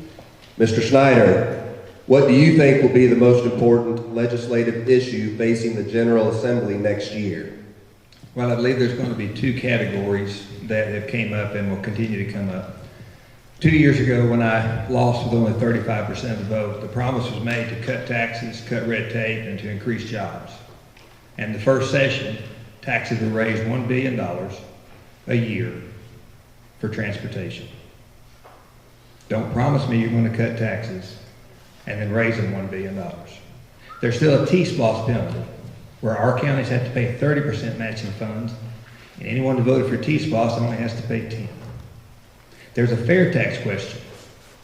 The House has yet to add the 2 people to a committee to discuss with the Senate concerning a fair tax. It was promised 2 years ago. It's not been met. So I think taxation is the first one. I think RIFRA is another big one. Josh McCombs from Columbus offered RIFRA legislation the past 2 years. He did a fine job. You can find his information on Columbus Ledger. There's been a lot of good articles written about it. His particular bill was passed by the Senate 2 years ago and again this year and did not come to a vote. But they had a compromise bill that I thought was very good, and the Speaker also said it was a very good bill. Prior to that, his passenger protection bill got 161 votes to 0. 19 people did not vote. When it came time for the Religious Protection Act, which is a fair combination of pasture protection, religious freedom, and religious protection. It only got 104 votes, with 10 people excused and 1 person not voting. And we didn't do a special session. It's going to come up again because it's got to be re-entered. The bill is now dead. I feel personally that it's very important to continue our religious protection. Besides the federal, which was passed in 1993, our rights are in peril. And we do need a state-mandated RFRA. So when I'm elected for the House of Representatives, I will work on both sides to continue to work for that bill. Thank you. Thank you. Our second question goes first to Mr. Snider. If you are elected, what are your plans for positive economic development for Fannin County? I think most businessmen will tell you that if they can have the funds available, they can do more. So first of all, we want to continue to reduce the taxes upon the populace so that we can have the money to work towards our own personal businesses. Secondly is infrastructure. We always have to update infrastructure. So whether it's roads or whether it's sewer, whether it's water, whether it's zoning and planning correctly, we want to provide those for businesses. And third of all, and this may not sound like the most political answer because I've not been in politics except in church and at school, is to get out of our way. As a person who lays tile and in my spare time, I guess it could be in my time of trying to make ends meet, I don't need more regulations. We've got regulations on lactate specialists now. We've got regulations on all sorts of things that make no sense. Let private business do some of their own regulating. Don't regulate everything to the last tilt of what has to happen. Stay out of the way and let private business grow an economy. Thank you. Speaker Ralston, if you are re-elected, what are your plans for positive economic development for Fannin County? Well, they're to continue what we have been doing, and it was discussed about infrastructure. I think that repairing 2 bridges that are about to fall down in this county is a pretty good place to start. You know, it's interesting sometimes that people complain about how we're going to pay for this, but we don't have a transportation ferry out there dropping money out of the sky. The bill last year, you know, facts are a little tricky sometimes and they kind of get in your way, was not $1 billion tax increase, and I hope that he knows that. It was way less than half of that with some bond money and didn't even come close to $1 billion, but we'll get into that at a later date. But you know, it's easy to throw these sort of bumper sticker things out there that sound very dramatic but just are not factual. But here is the reality. We had not updated our transportation funding model in Georgia in over 40 years. In the meantime, we have become, and still are, one of the fastest growing states in the country. We have transportation needs in every community of this state. And that's why we're going to be addressing them not just here in Fannin, we're addressing them in Gilmer, and we're going to address them in rural Georgia, not just Atlanta. And you know, what people don't realize is that before that bill passed, 54% of our transportation funds were federal dollars. And frankly, after the experience with Obamacare, I didn't want Georgia to be held hostage by the federal government anymore and have our roads and bridges dependent on Washington. I think we can do a better job here. Thank you. All right, and Speaker Ralston will continue with you with our next question. What are your 2 or 3 top priorities for the next 4 years should you be re-elected? How do you plan to accomplish this and or fund this? We talked a little bit about tax reform. We've been doing tax reform in the General Assembly over the past few years. We passed in 2013 the most comprehensive tax reform in the history of the state. I said then that it was not the ending, but it was a beginning. Again, though, there's no bumper sticker answer on that. I want to go back to the transportation thing. That was a consumption tax. You no longer pay a tax based on the cost of the gasoline at the pump, but it's the amount that you buy and use, which is a consumption tax. I think probably the most fair tax there is. But we have decisions to make, and it's easy to talk about, you know, we need to do this, that, and the other in tax reform, but we have to ask ourselves, do we want to take the sales tax that we rolled off of groceries years ago and put it back on groceries so that our elderly people, when they go to the grocery store, will get hit harder in their pocketbook when they buy their groceries. That's one of the things that you would have to do to go to this pure so-called fair tax model. I think we need to have a discussion with Georgians and see if that's really what they want. And there's other taxes that would have to be reimposed. So we have to be very, very careful and develop a consensus for tax reform, but I think it is something that we can continue to discuss. I want to continue to strengthen our Second Amendment rights. You know, I don't think, I know one of us believes that it's illegal or should be illegal for a 17, 16, or 15-year-old child or young person to go hunting with a long arm with his dad or granddad, or her dad or granddad. I don't agree with that. I think that we have a great tradition of protecting the Second Amendment, and I'm not going to stop as long as I'm in this position of doing everything possible to do that. Thank you. And Mr. Snider, what are your 2 or 3 top priorities for the next 4 years, should you be elected? How do you plan to accomplish this and or fund this? I think that we begin again with the question concerning more taxation. 6 years ago, it was $18.3 billion state budget. This next year will be $23.7 billion. It's going up $3 billion in 2 years. And yes, it has to be balanced as part of what has to occur. But I checked the DOT website. Last year's, prior to the increase of close to $1 billion, was a DOT budget of $2 billion. And the tax is supposed to net $800 million. But DOT's estimates is $1 billion of new money going towards the DOT. So I have checked my facts. So why am I concerned about taxation? It seems like there's fees and more fees and more fees.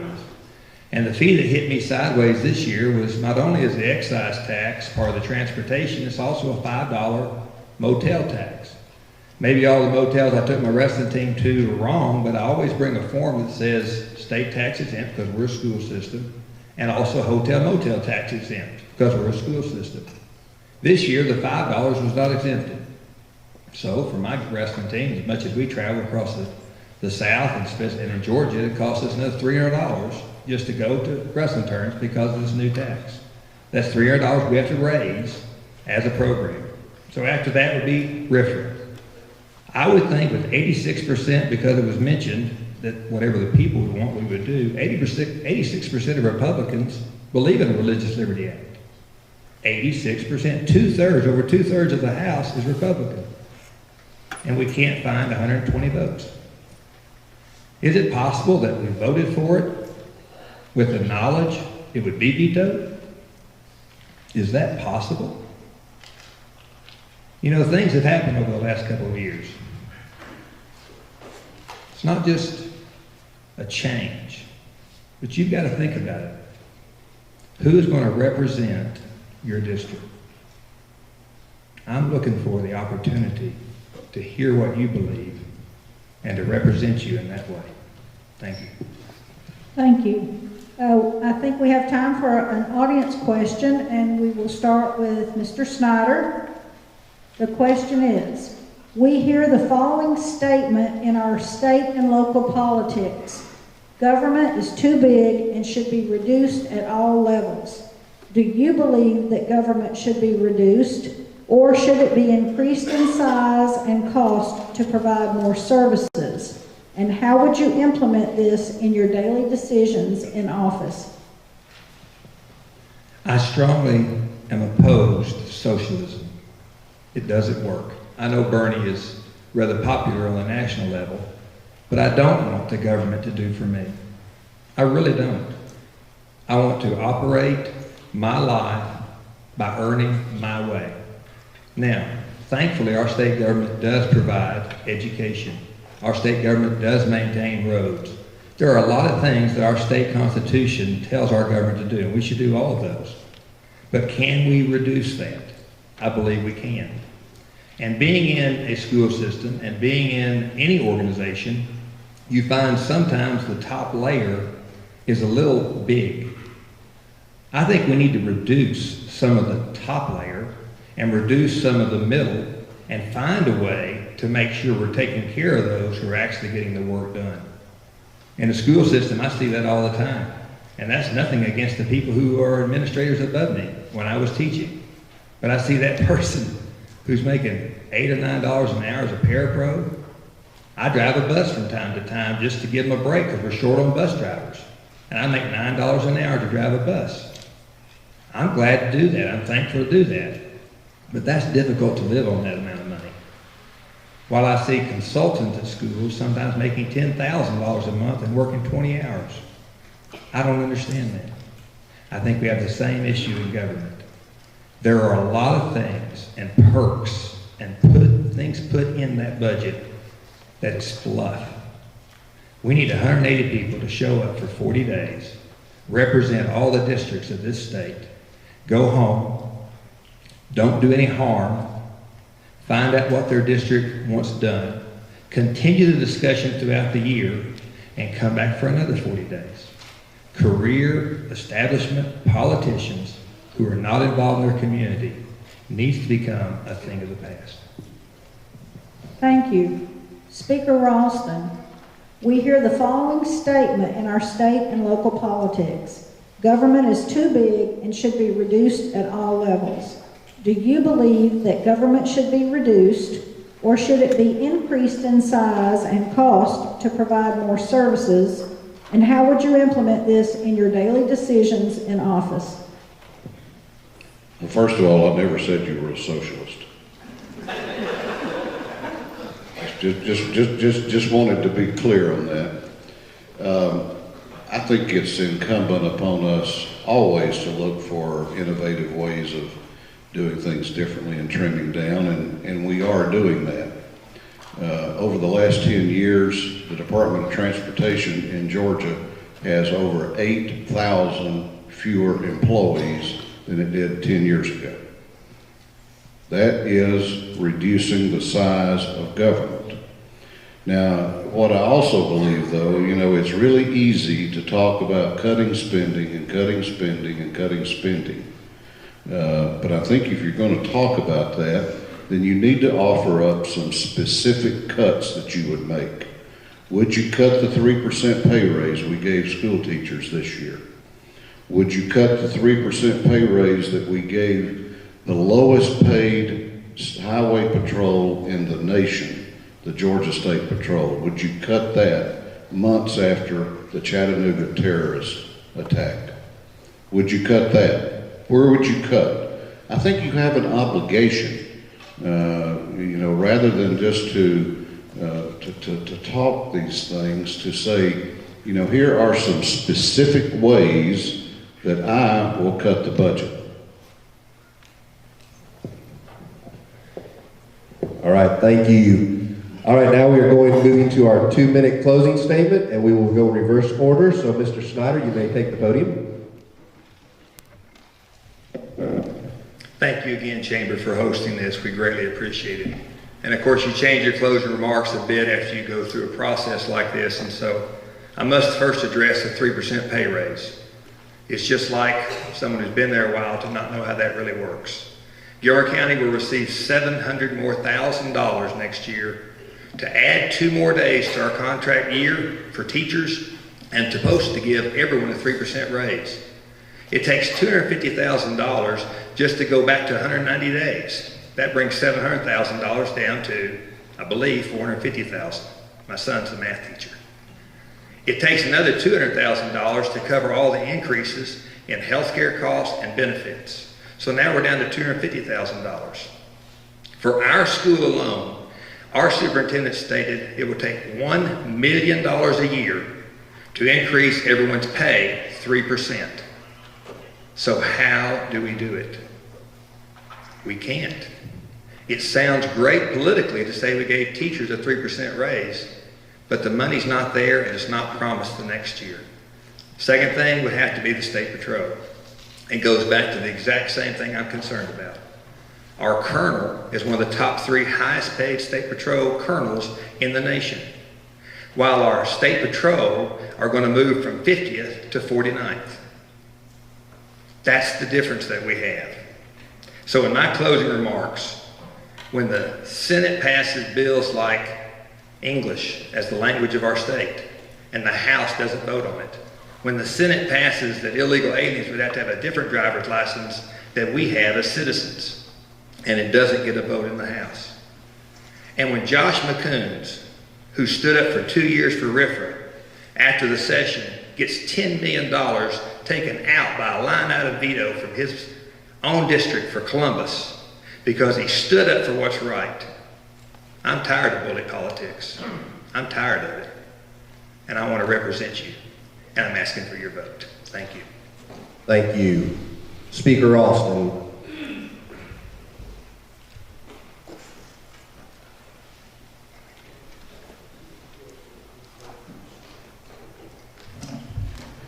Back in January of 2010, when a day or so before I assumed this office of Speaker, I did a little research one evening on the computer and discovered that never in Georgia history had a Speaker of the House in this state lived north of Winder and Bremen. And I thought to myself, you know, I'm going to be the first one from the mountains. That's pretty cool. Then I thought, no, that's a big responsibility. And I've treated this job every day that way. This election is not about who's going to be the Speaker, it's about state representative. And I know that some of us think that our state representative, yours, just happens to be me. It's not about me, it's about this district. Shouldn't be the Speaker. Well, I think they have a duty to tell you who the Speaker ought to be. Should the Speaker live in Valdosta? Should he live in Bainbridge or she? Or Atlanta, God forbid? Or Gainesville? You know, it's more than just saying the Speaker shouldn't be from here.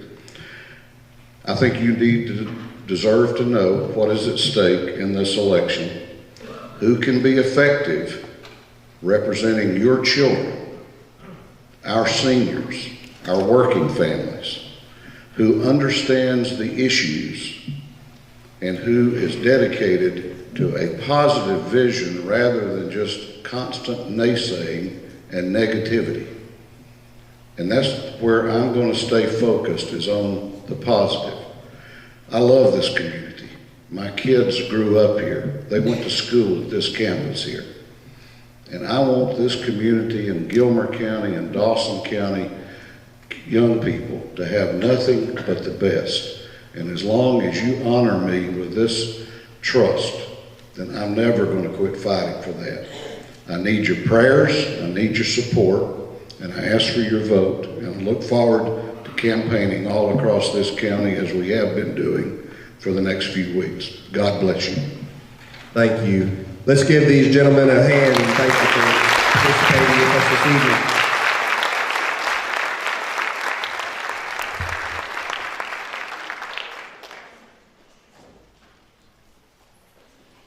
All right, I want to welcome up the Georgia Senate race, please.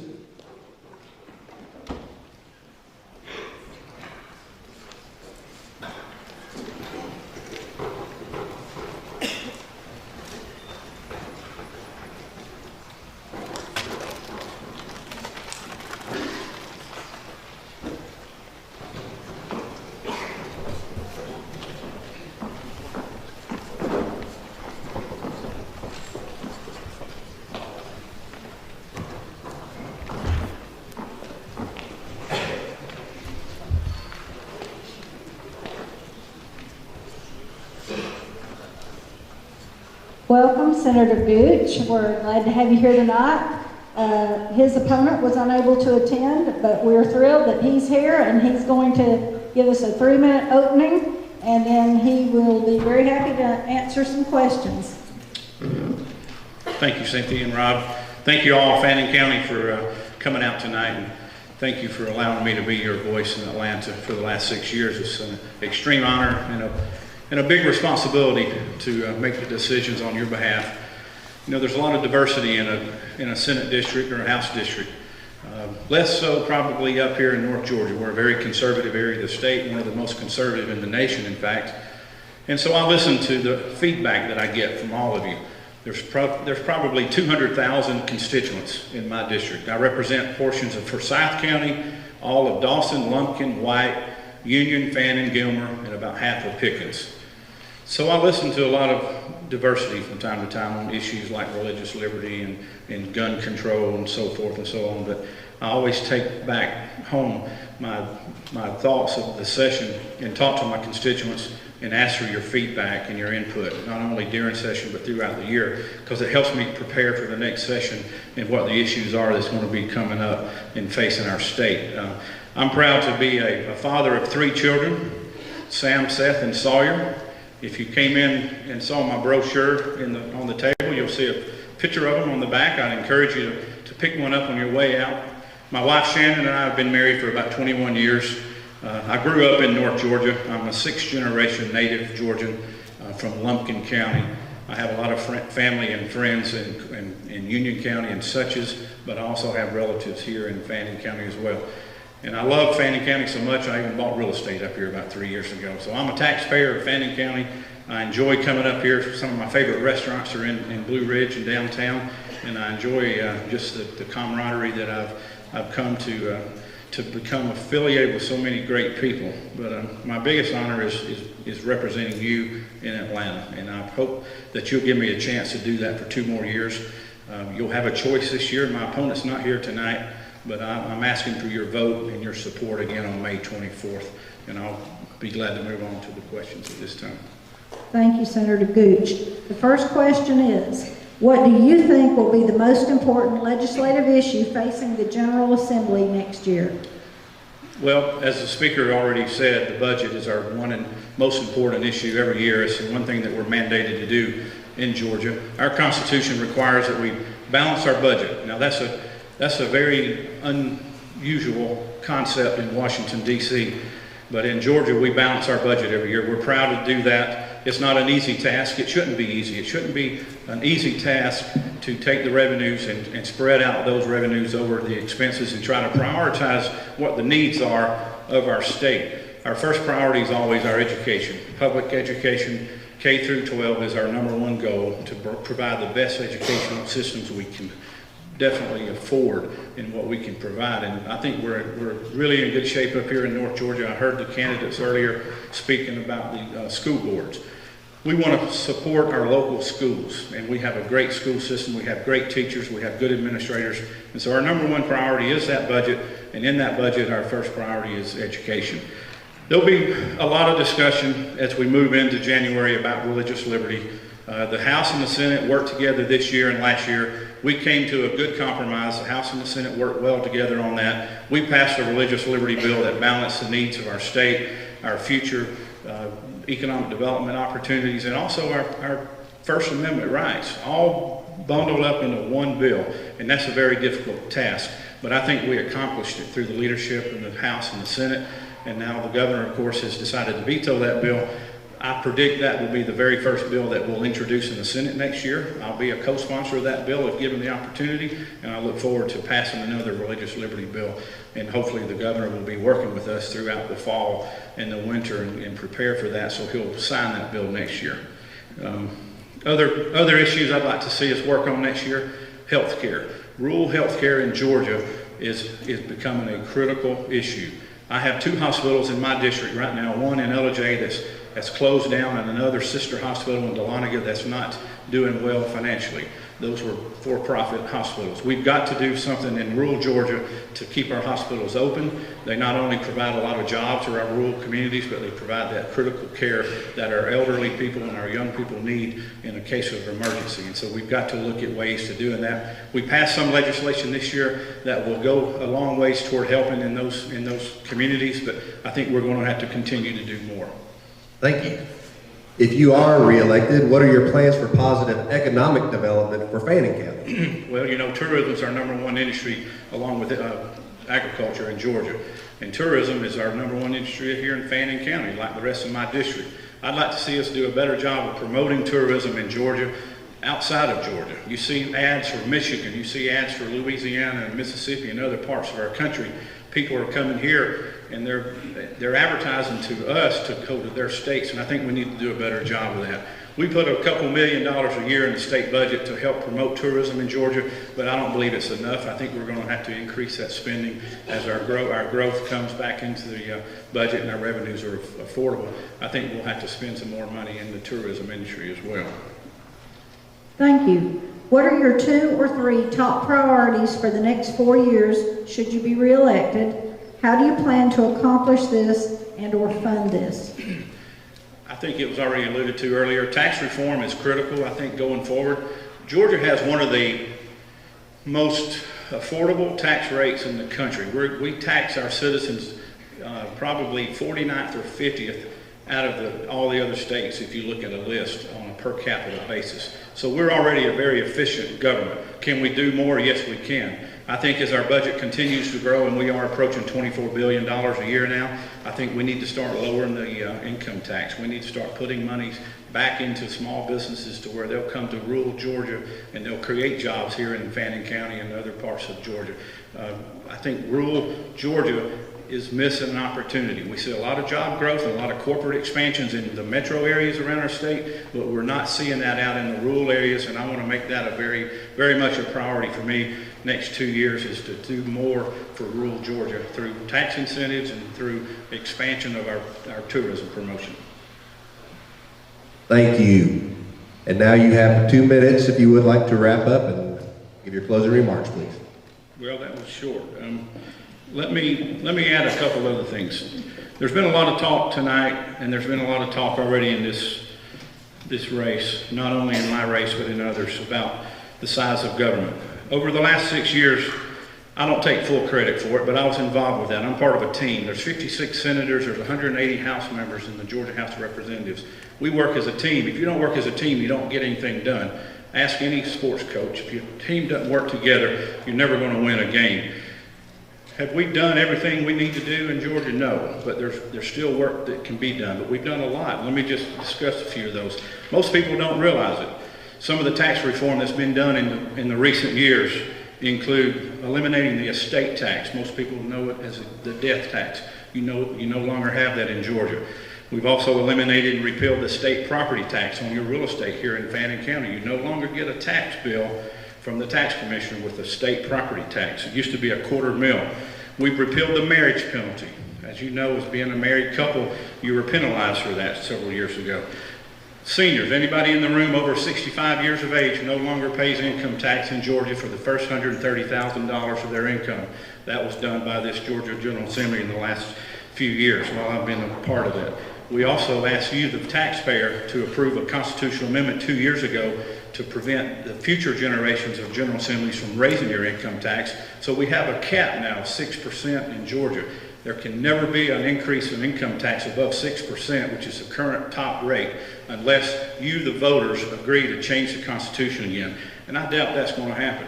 We look forward to tax reform next year to lower the income tax. We think we can lower it at least 0.5%, maybe down to 5%, and we'll continue to flatten the tax rate.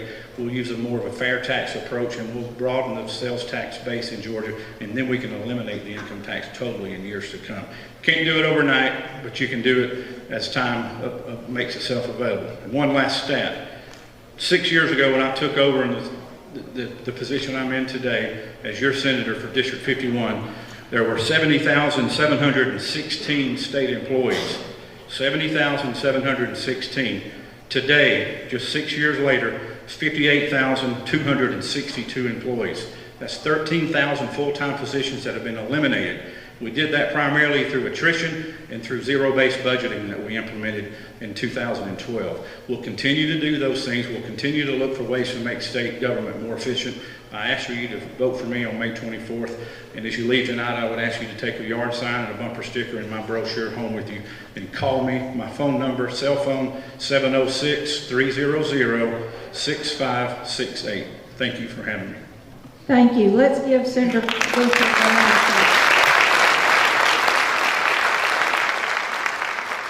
Well, believe it or not, we are pretty much right on schedule. We're going to take a short break.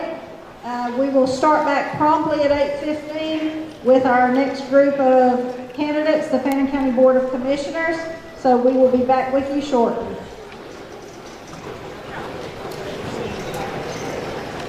I'm going to go back through the rules one last time, or the way this works, in case some of you weren't here at the very beginning.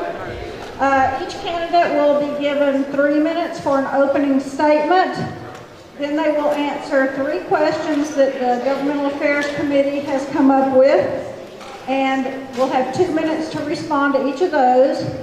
If we have extra time, we will add audience questions in. So we have some high school students here.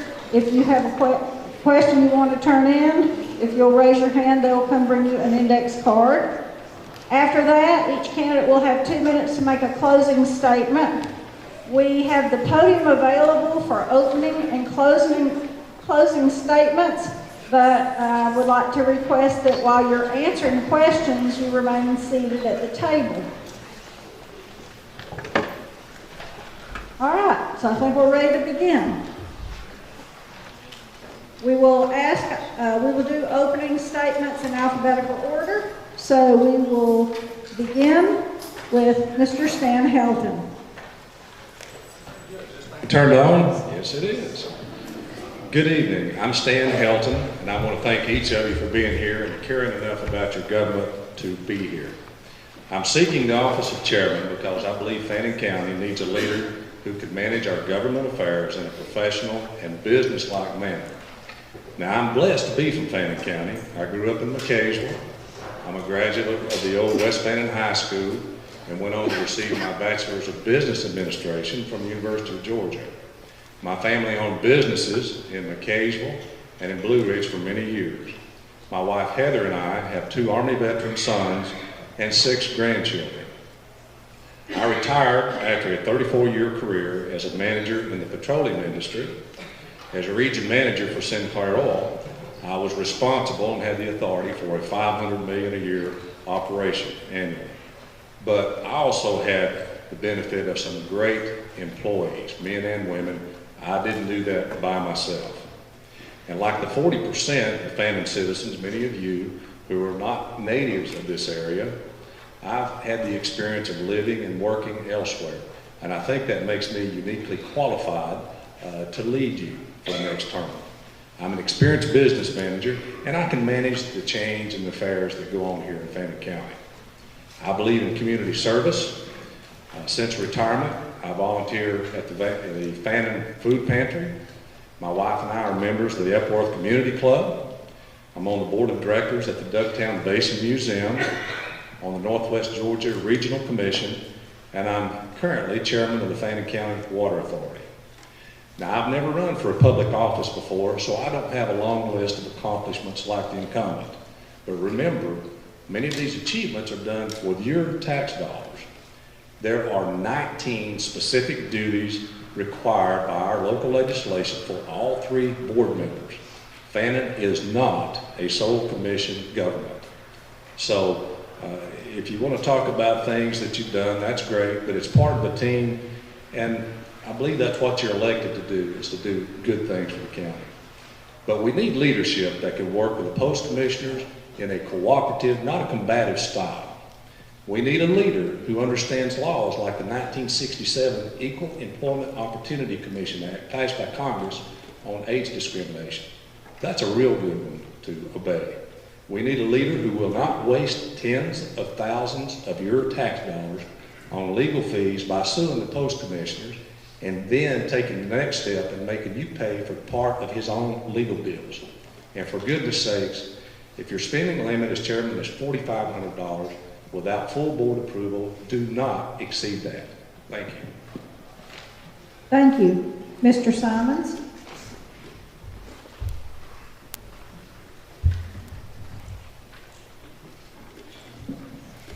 Good evening, ladies and gentlemen.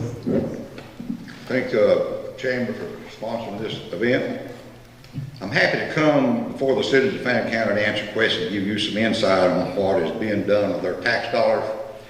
During the last 7.5 years, we helped improve the services provided to citizens by annually budgeting for upgraded equipment for 911, fire, and ambulance, as well as working closely with elected officials to meet their budget needs. The services provided within Fannin County don't come cheap, and those services are provided without borrowing money, something that only a handful of counties in Georgia can say. We keep the bills paid, we meet the payroll, and if we don't need it, we don't buy it. As your chairman, I will continue an open door policy that citizens will always have full access to the Commissioner's office.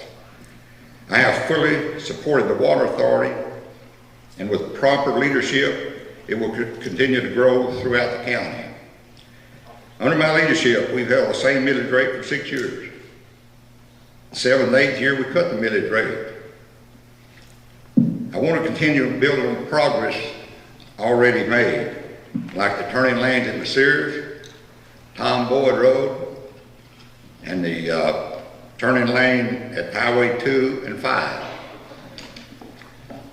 Also, plans are in motion to resurface Skeena Gap Road, Medora Road, and part of Astor Road at this point in time.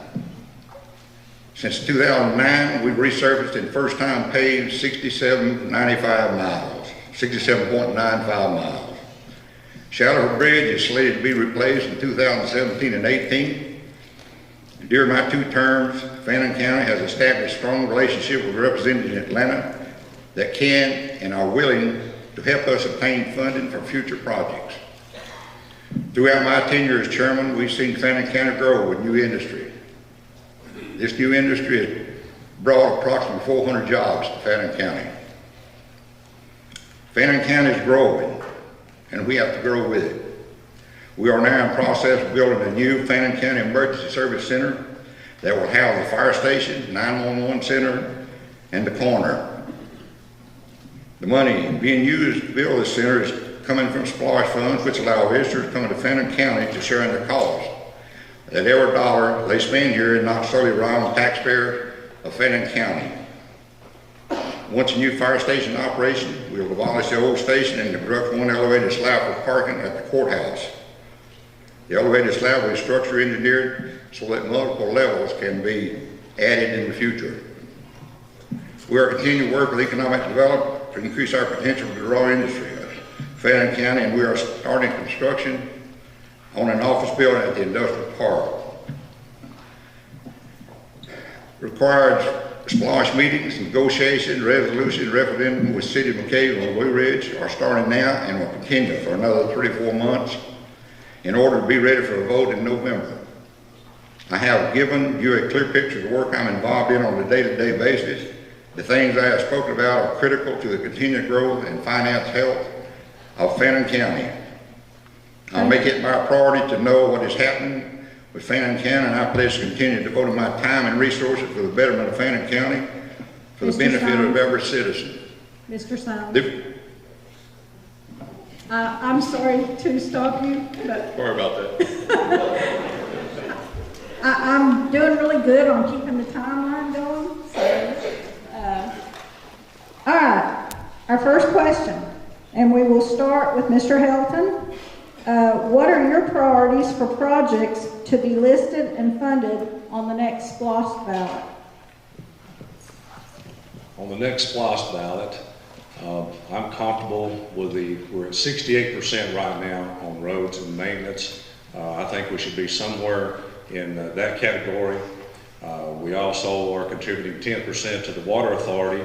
We haven't decided yet. We have a committee that's looking at what we're going to need. We're going to need funds for a few more years until we can grow enough to be self-sufficient. That's a goal I would like to see.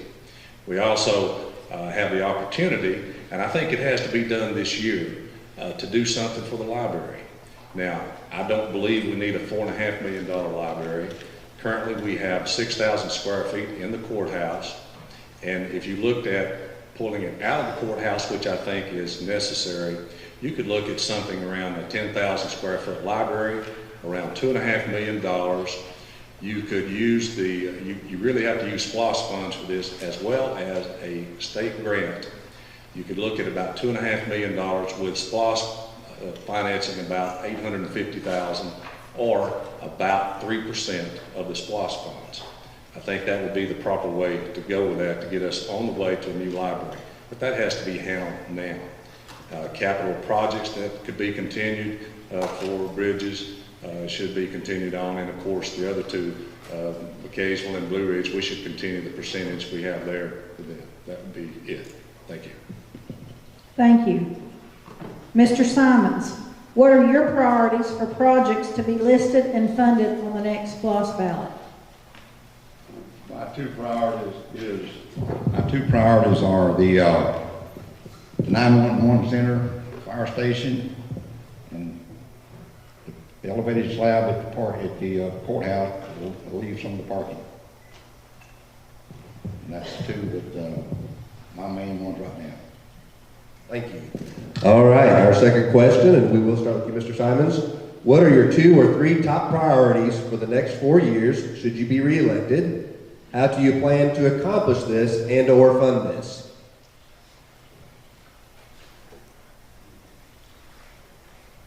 Mr. Simonds. Yes, sir. Yeah, we're going back and forth. I'm sorry. I'll say it again. I'm sorry. What are your 2 or 3 top priorities for the next 4 years, should you be reelected?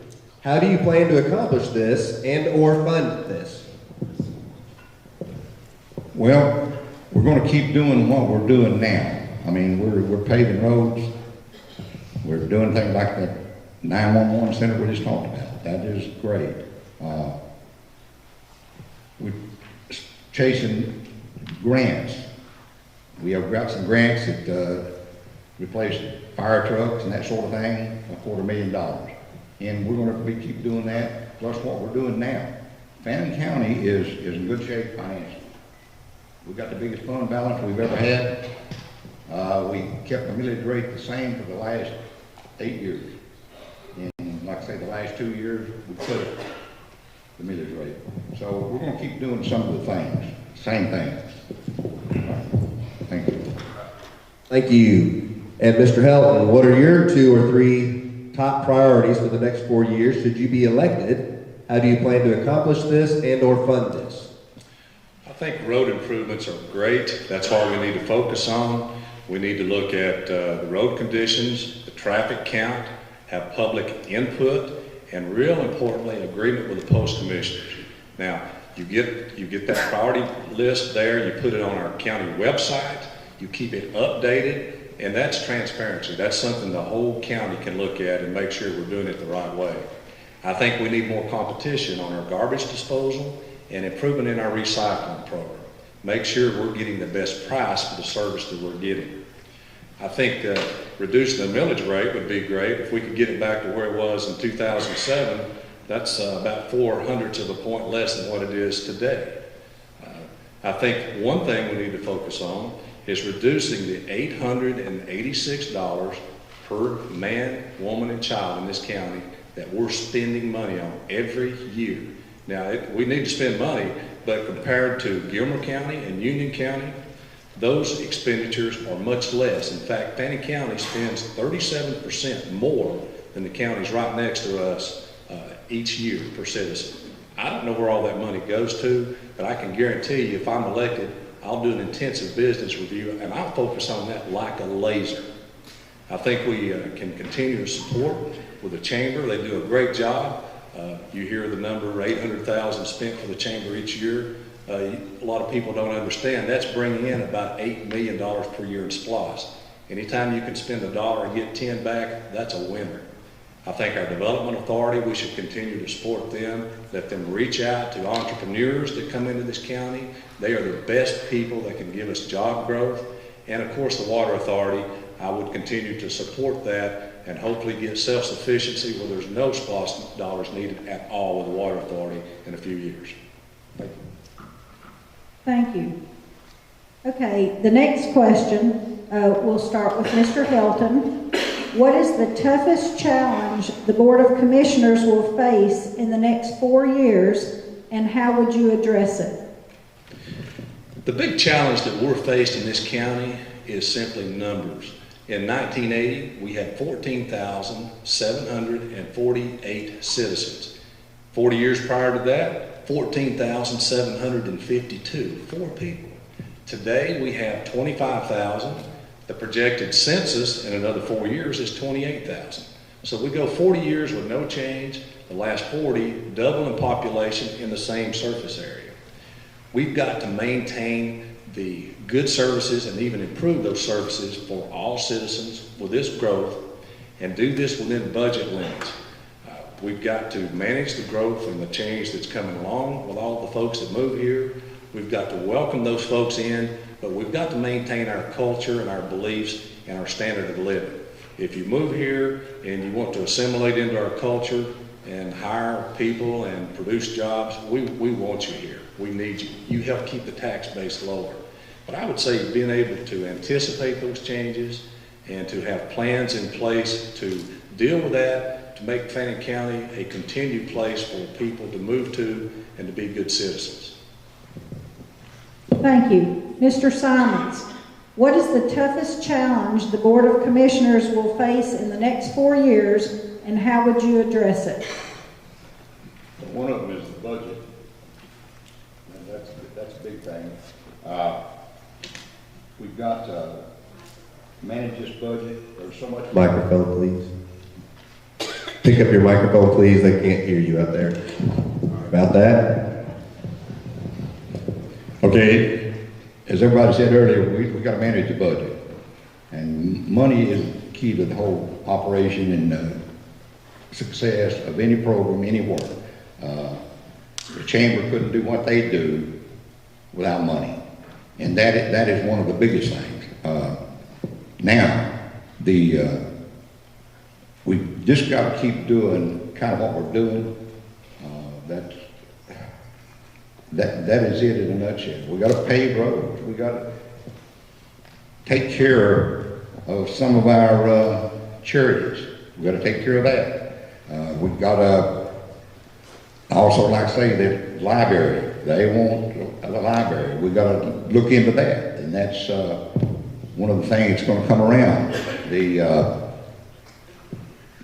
courthouse and the jail will be finished up in 2020, and then there's going to be some more money available there. So there's so many things you got to look at that make sure that we're going to have enough money to go around. That's just plain and simple. Thank you. Thank you. All right, this next question does come from our audience. We do have time for another one. So we will start with Mr. Simonds. Has anyone suggested a way to collect revenue from water companies to fund the repair to the roads they are destroying and our water supply? I'm told that water, you don't own the water on your property. Now timber, you do. And the water is a passing thing, and we're not able to collect any tax on that. I realize that we have some of the roads that some of the trucks are using and abusing, I guess you might say. But as far as collecting tax on that, you can't. Thank you.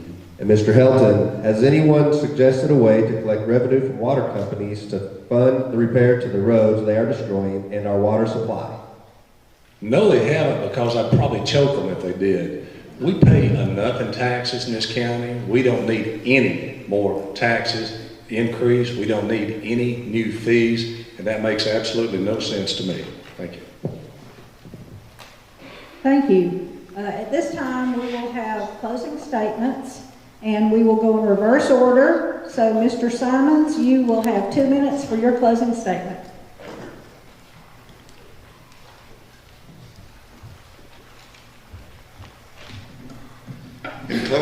I would like to say during the last few years serving as your chairman, I made some of the tough decisions in order to keep Fannin County solid. We continue to be one of the few counties across the state that say we're standing on our own. I've made decisions that others disagree with, but every decision I've made, whether it's good or bad in the eyes of others, I've made with the best intention and with the interest of the county as a whole at heart. I feel my record speaks for itself. While other counties struggle to keep up with expenses, having to utilize tax anticipation notes, as well as increase our millage rates just to get by. We were able to hold and decrease the millage rate for Fannin County. We live in a county that is head and shoulder above any other county in the state of Georgia when it comes to caring and providing for our people we serve. Fannin County has prospered under our leadership and will continue to prosper. We need to keep a chairman experienced in government with a proven record to back it up. I don't want to go back to the Fannin County that was. I like the Fannin County that is today. And I look forward to being part of what is Fannin County in 4 years. With that said, you've heard from both candidates here tonight seeking the office of chairman and what they have to offer. Now it's up to you, the voter, to choose the right man for the job right in Fannin County. I'm asking you once again for your continued support and vote in the May 24th primary. Together we can make great things happen in Fannin County. Thank you. Thank you. And now, Mr. Helton, you have 2 minutes. Thank you very much, and again, thank you folks for caring enough to come out. I think you have a pretty clear choice. You can continue a 3rd term of administration that basically operates with the old-fashioned my way or the highway approach. My experience working in the industries I have, you have to work as a team. You have to have a lot of training, and you get a lot of training, obeying laws, understanding how working as a team towards a common goal gets you much further than trying to do things yourself.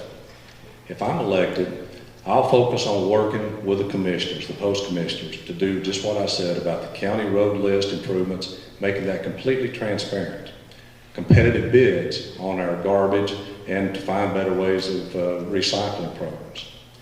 Have a plan to improve our county services and equipment with input from the employees and the volunteers that work for us. I think I would implement good stewardship and intensely review all the departments to eliminate waste and find savings. I would be all for every account in the bank that the county has to make a view-only access available to the post commissioners so that they don't have to wait till the commission meetings to look at expenses. They could look at it daily, 24/7. I think that would be a great move towards improved transparency. I would continue supporting the Chamber of Commerce, the Development Authority, and of course the Water Authority. But the problem I have is this $886 per year per citizen being so much higher than our surrounding counties. I believe we've got to find some ways to reduce that and find savings. I don't think that just happens overnight, of course, but that is something I would certainly focus on. I would not manage Fannin County the old-fashioned way. I would manage it the way that I've learned over the years and experience in management. I will appreciate your vote. Vote for me. Thank you very much. Thank you. Let's give them both a round of applause. And now if our candidates for Fannin County Sheriff would come up, we'll get started in a moment.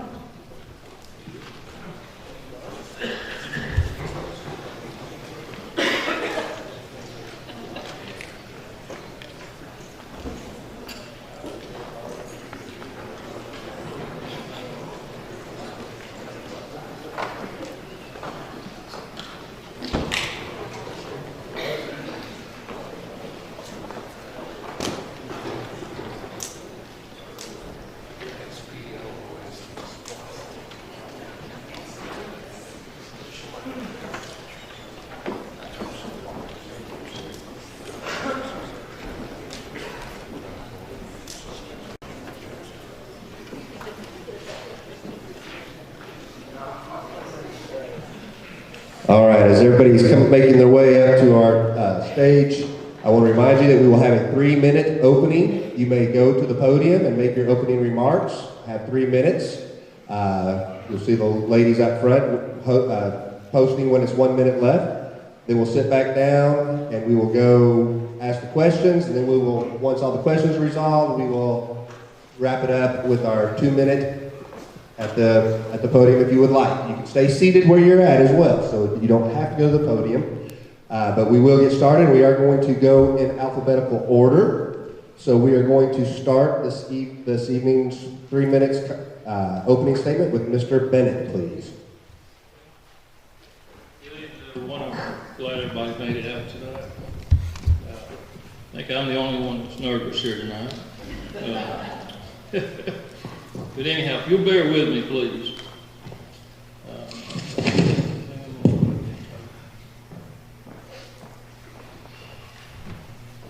I'd like to introduce myself. I'm Larry J. Bennett. Sorry about that. Senior. I'm working on behalf of the people of Fannin County to become your next sheriff. I thoroughly believe it's time for a change, folks. Tell you a little about me. I've approximately 30 years of law enforcement experience and training. I've worked at all levels of law enforcement. I've been a patrolman, I've been a road lieutenant, I've been a civil process, I've been chief investigator, I've been instructor for police academy for close to 12 years. I've been a dive team master. My last position, I was chief of police. I thoroughly love law enforcement. But even more important, I'm a family man. I'm still nervous. I haven't got it out yet. Give me a minute. I'm a husband. I'm a father. I'm a grandfather. I'm a great-grandfather. That goes both ways. This alone brings more understanding, knowledge, and compassion. I'm a Christian, and I know the word humble. Trust me. In the last weeks, I have talked to many of you people of Fannin County, and you've told me, and you've explained to me, that you need to be deserved. You deserve and need to be treated with compassion and respect and fairness. They want someone who will listen and show compassion, and I promise you I'm there. All right, you are and should be the eyes and the ears. This is your county. We need to know your concerns. Call us. Let me know. If I'm blessed to get in here, I'll be your sheriff. I believe in 8 years, leadership becomes complacent. And I believe that from my heart. I really do. It's time for someone else to show you what can be done in this county. And changes are necessary. I don't mean we're going to come in there and just wipe the board clean. No. We need to change some attitudes, some actions. The change is going to start on the top. I'm talking such as positions and pay scales. Yes, it'll take a lot of study and evaluation. It's not something we're going to jump in and take care of overnight. We have to think on that one. I need to meet with all my employees and explain and discuss my expectations. And then we need a restructure. I'm sorry, we need a restructure. And a huge concern of mine, after being chief for 2 years, we need a little more unity with the law enforcement agencies that are in this area. I'm talking about, thank you, all of our local police departments, DNR and such. Thank you. Thank you. All right, Mr. Kirby. Good evening, everybody. I'm Dane Kirby. I've got over 27 years of law enforcement experience, including 15 years with the Georgia State Patrol, and I've been serving as your sheriff since January of 2009. During these years, I've obtained over 2,200 hours of training as a law enforcement officer. In 2009 and 2012, again, the people of this county decided to elect me and re-elect me to lead their sheriff's office, and I've taken that very seriously ever since then, dedicating a large portion of my life to the betterment of this county and the law enforcement. I've spent the last 7 years concentrating on transforming our sheriff's office into a professional and capable law enforcement agency. From the very beginning, I had goals that I felt like were necessary, that we needed to meet. I promised you that we would maintain and run a professional office. I promised you that I would provide you with exceptional leadership, that we would hold ourselves to a higher standard, and that we would be accountable to the people. And it's been a true blessing to witness the effects that the incorporation of these principles has had on our sheriff's office and the bond that it's created with the people of this county. It's resulted in us having confidence in ourselves, and it's hopefully resulted in the people of this county having confidence in us. It's resulted in more than a 50% reduction in property crimes, and our reoffense rates among low-level drug offenders are now at an all-time low, more than they've ever been. Thanks to all the dedication and the determination of the men and women that make up our office, we have documented proof that I feel like, in fact, that you did make the correct decision in the last 2 elections as far as your sheriff's concerned. I would ask that you make that same decision again and allow me to continue to serve as your sheriff. That you allow me to continue down the path of creating, hopefully, the finest sheriff's office that we've ever seen. So, thank you very much. Thank you. Mr. Scearce.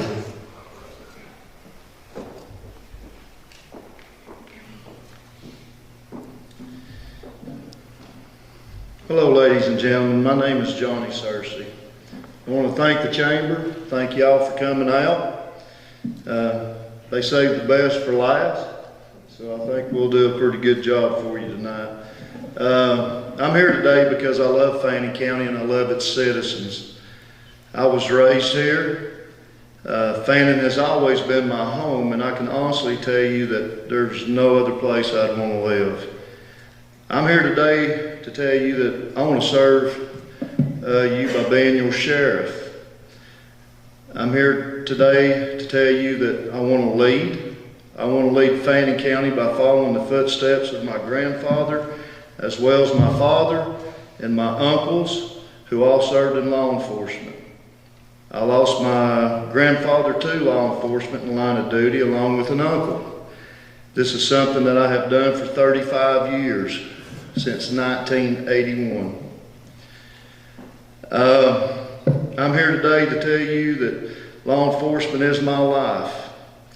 I started, as I said, my career in 1981 as a road patrolman in McCaysville, Georgia. Stayed down there a while. In 1991, I joined the police force in Blue Ridge. I worked a year on the road and became chief in 1992. I am the longest acting chief in the city of Blue Ridge's history, and I'm proud of that. That's something I'm very proud of. During my tenure, my department has continued to have a low crime rate, and my department can boast that 95% arrest resulting in convictions. I'm here today because I know the values that are dear to our county. As former chairman of the Republican Party, I understand the importance of family values, honesty, accountability, and government. I'm here today because I have years of hands-on experience in law enforcement and budgeting within my department. I know how to create a budget that will focus on the resources improving public safety. I will not overspend, but I will provide the necessary tools to combat drugs and alcohol abuse. The future of Fannin County will be determined by your choice of leadership. I'm Johnny Scearce. I want to be your sheriff, and I'm asking for your vote May the 24th. Thank you. Thank you. Mr. Taylor.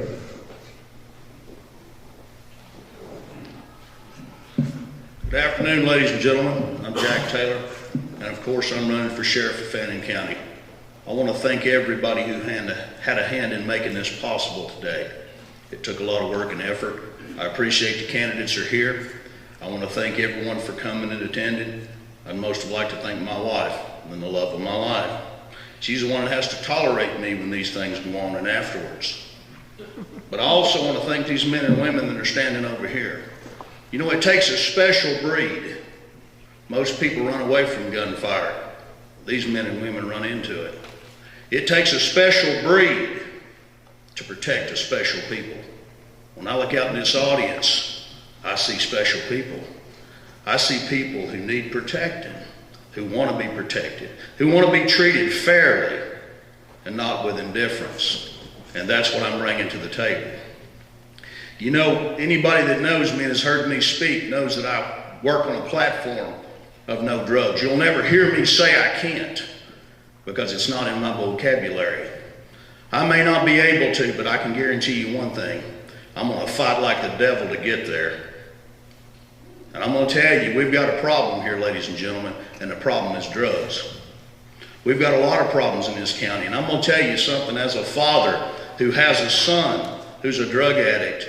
Until you have felt that, until you've laid there at night and worried and watched the ceilings and the walls, wondering if you're going to get that call, and until you've gotten that call, you don't understand.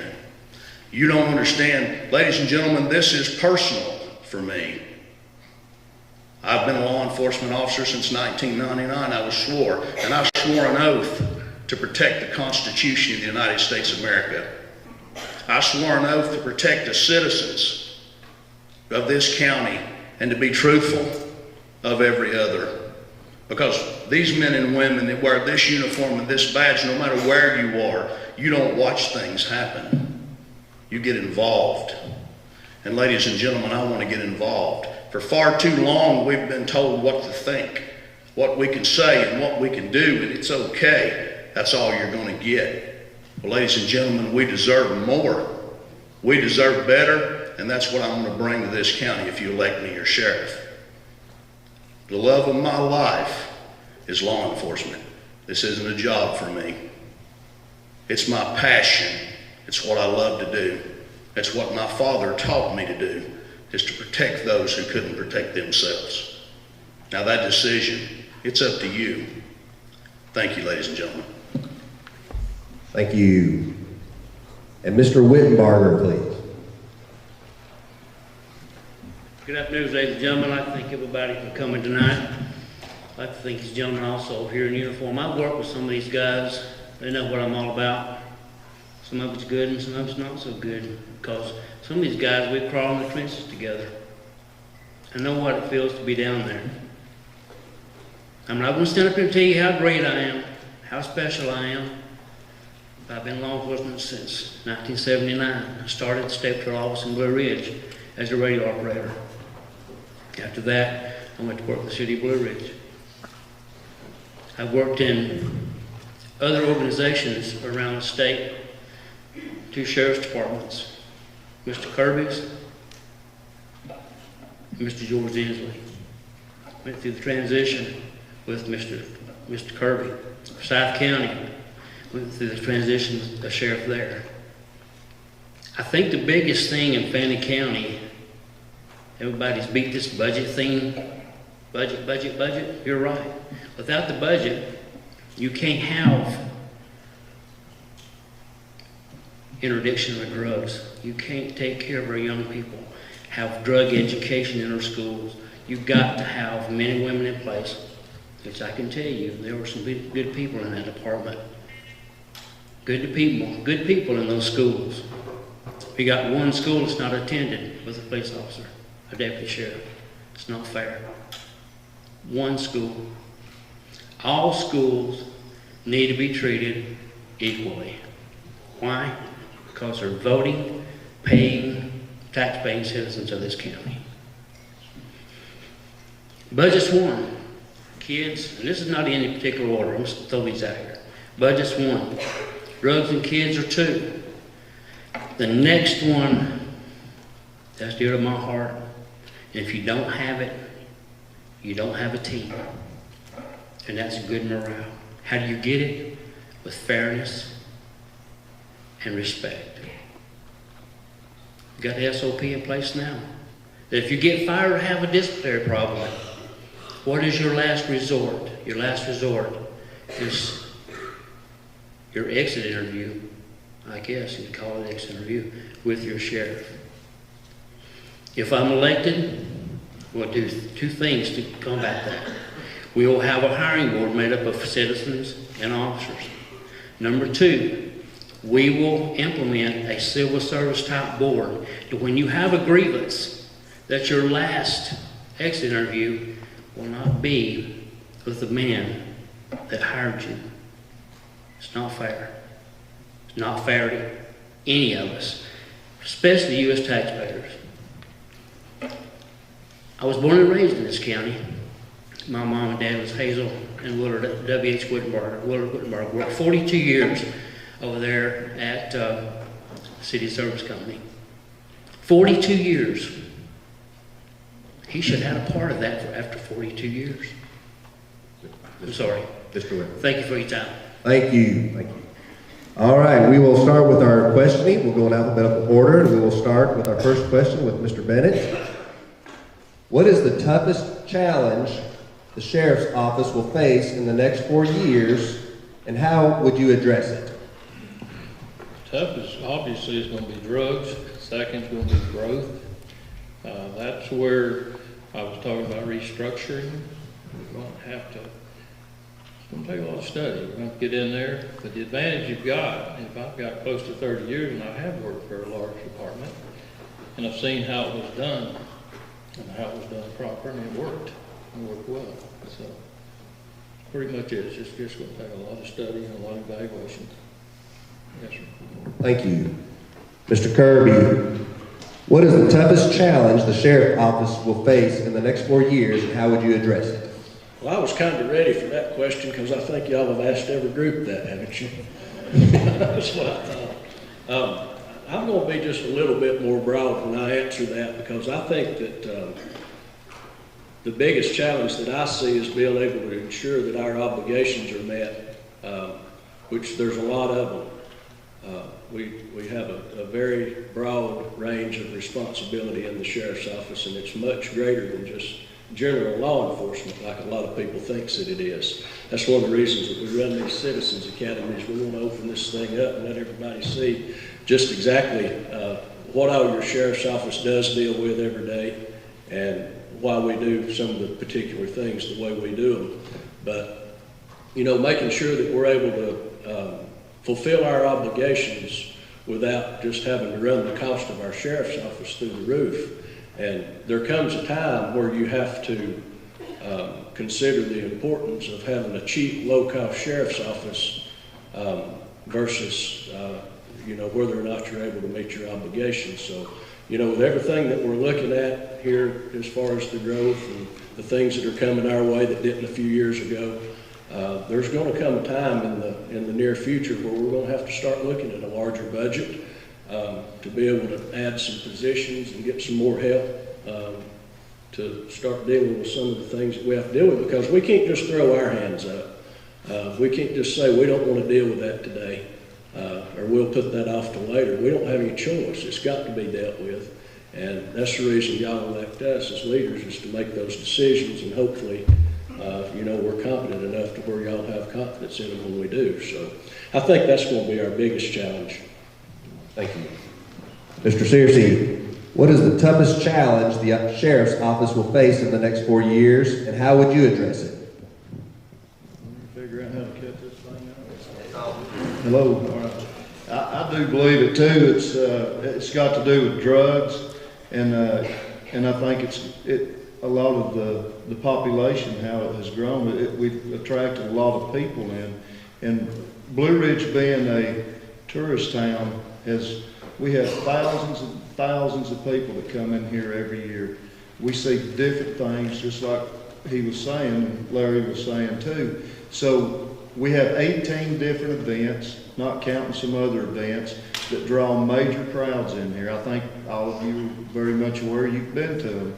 So with that, it brings other difficulty stuff such as the drug trafficking, and we have to just continue to try to operate and stay on this and fight it without increasing our budgets, but we try to stay within our budget. So I mean, it's real hard, and Yeah, it's, I hope I don't get to see no increase in budget right now because, boy, I'd probably get run off if it got too high. But I mean, we try to operate within our budget as best we can to fight drugs. And so, with the traffic budgets, I can see several. The jail probably is going to be another issue that I think will be big on some of those. Thank you, sir. All right, Mr. Taylor, what is the toughest challenge the sheriff's office will face in the next 4 years, and how would you address it? The toughest challenge we're going to have is the influx of drugs into this county. We just built a new casino in Murphy over there with, what, a 4-story motel. It's going to bring a lot of things and a lot of drugs and a lot of other crime in here. So I think the way we combat that's real simple. We go down and hunt these folks down and we put them in jail. We throw them in a cage. And you know what? We don't put a value on human life. We worry about our budget. We work in the confines of our budget. But is anybody in this room, do you want to put a value on somebody's life or somebody's child's life? That's going to be our biggest problem, and that's how we combat it. Thank you.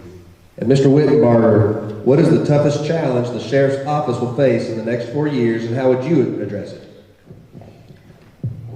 I know we're going to beat this budget thing to death, so here we go again. Budget, budget, budget. It's going to take money.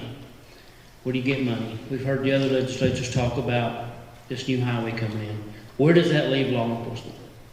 Where do we ask, where does our money come from? What point do we ask, where does our money come from?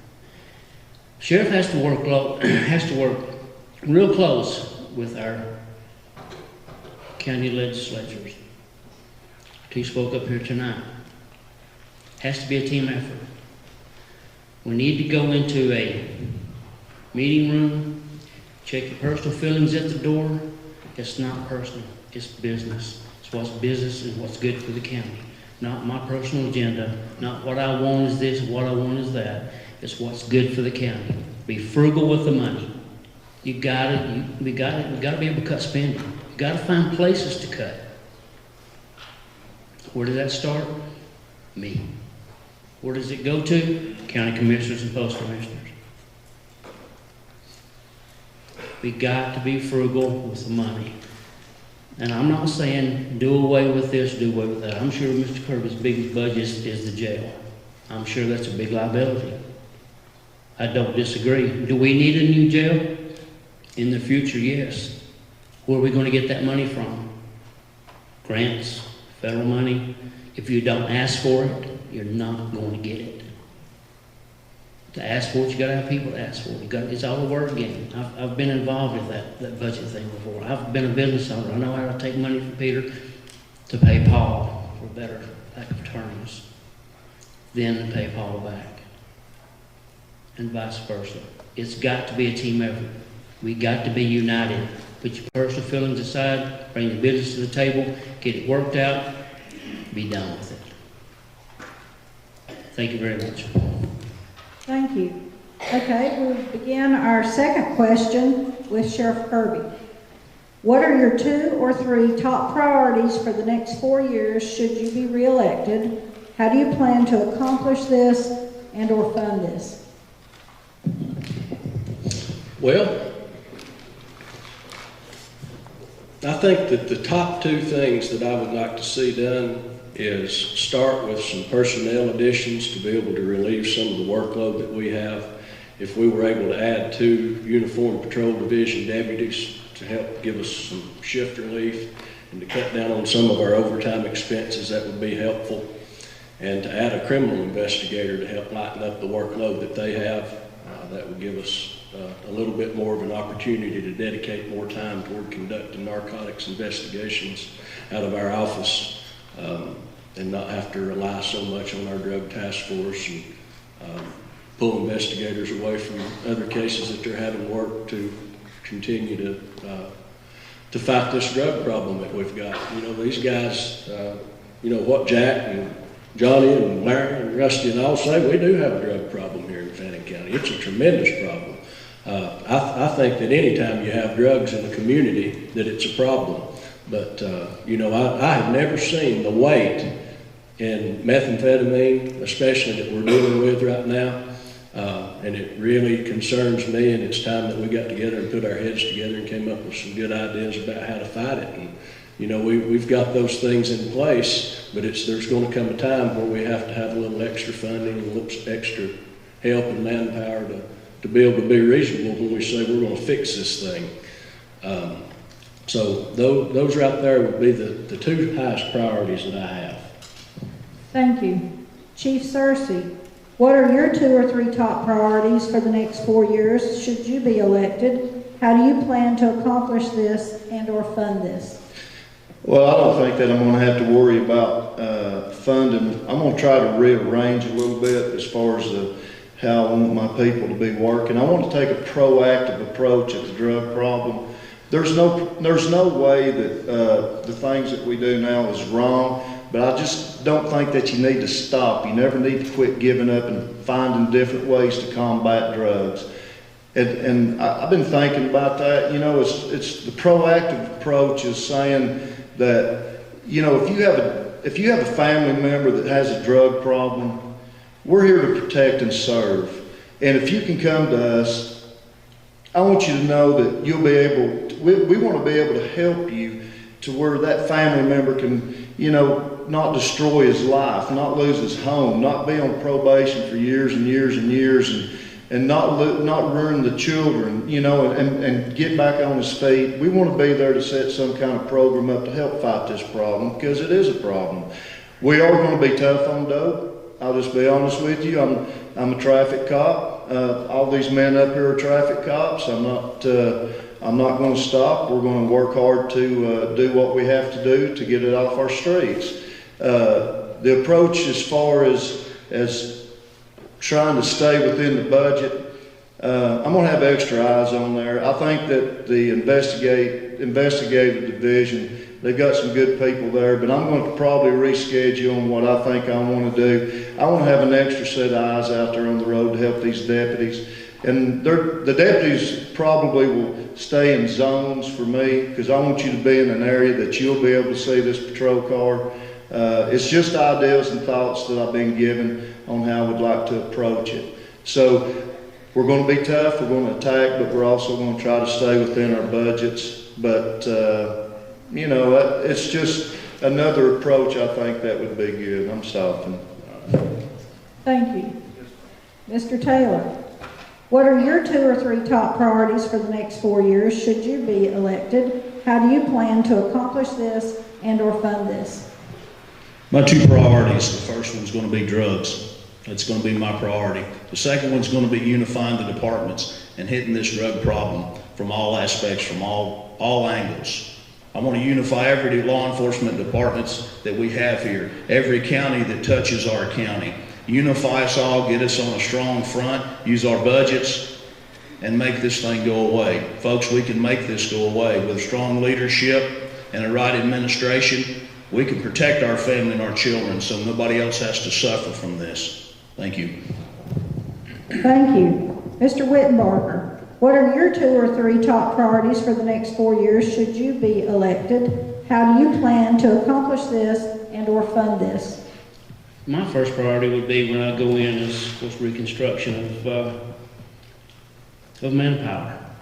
What does that mean? I've heard it say we're going to have an animal control officer. Wrong. Animal control is a police function. It is a function of the sheriff's department. Anytime you have an officer respond to a call and it has anything to do with taking a warrant, bringing somebody to jail, making a case, it has to be a function. If you've got one officer assigned to that and an animal control officer goes out, and we'll say animal control, as present day, they are not certified police officers. Say one of the guys that work out there now answer a call. You've got one man on the scene. Well, he decides he needs a police officer, a deputy sheriff. Now you've got 2 men on the scene. What have you done?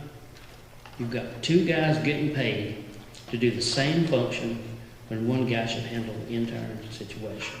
That means making the case, taking the warrant, presenting it to the DA, and going to court.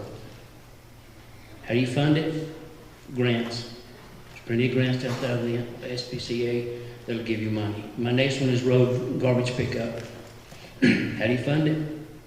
City Blues has people come from Blairsville every day to cut their grass. State prisoners. Why can't they do this for us? So there's no funding there. They're already in the system. So why can't we utilize that as far as trash pickup on the side of the roads? Yes, it's strategically going to have to be road by road by road. It can't be everybody cleaning at one time. A couple of roads a month. Rotate it out. That's two things that I'd like to do if I'm elected as your sheriff. Thank you. Thank you. Mr. Bennett, what are your 2 or 3 top priorities for the next 4 years should you be elected? How do you plan to accomplish this and/or fund this? Well, I agree with everyone tonight, all the officers here. They've covered pretty much everything, but I left out one thing. You got to remember, I'm a granddad of 15 grandbabies, from 25 to a year and a half old. I think we need to get into schools a little bit earlier. I think the elementary need, if I walk through, I think they need to say, hey Larry, or hey Mr. Bennett, or hey Sheriff. They need to know me. I don't think we realize the magnitude. Does everyone know 2013, the last census that was done, 56 tons of meth came in through South America, came through our country. And did everyone know that 96 tons of opium products came in from the north, Asian countries, Laos, on and on and on, Vietnam, wherever. But the point is, it's coming in here. And if we don't start handling it a little bit stronger, and we get a little more serious, we've got a major problem coming. We got worse than an epidemic, like Mr. Taylor was talking about. It's pitiful. And someone's got to take it to heart, and it takes some new blood, and it's time for a change. Thank you. Thank you. All right, we're going to start with our third question to Mr. Scearce. How would you work with other agencies to facilitate cooperation and communication? Well, I've never had a problem working with any of the other agencies. I'm pro-police. I'm all for that. I believe that all of us need to be as one to a point. Every department has its own, McKaysville has its own problems that they need to handle. The Sheriff's Department has theirs. Blue Ridge has theirs. I've always, you know, we're a brotherhood. And in that brotherhood, it's just like a family. You go out there and lay your hands on one of my brothers over there if I'm working, or even if I'm not working, I'm going to come out, you know, I'm going to assist them.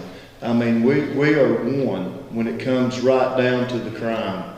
And that's just how it is. It's just like a family. You pick on your brother, sister, your mama, your dog, your cat, or whatever, you know, you got a fight on your hand.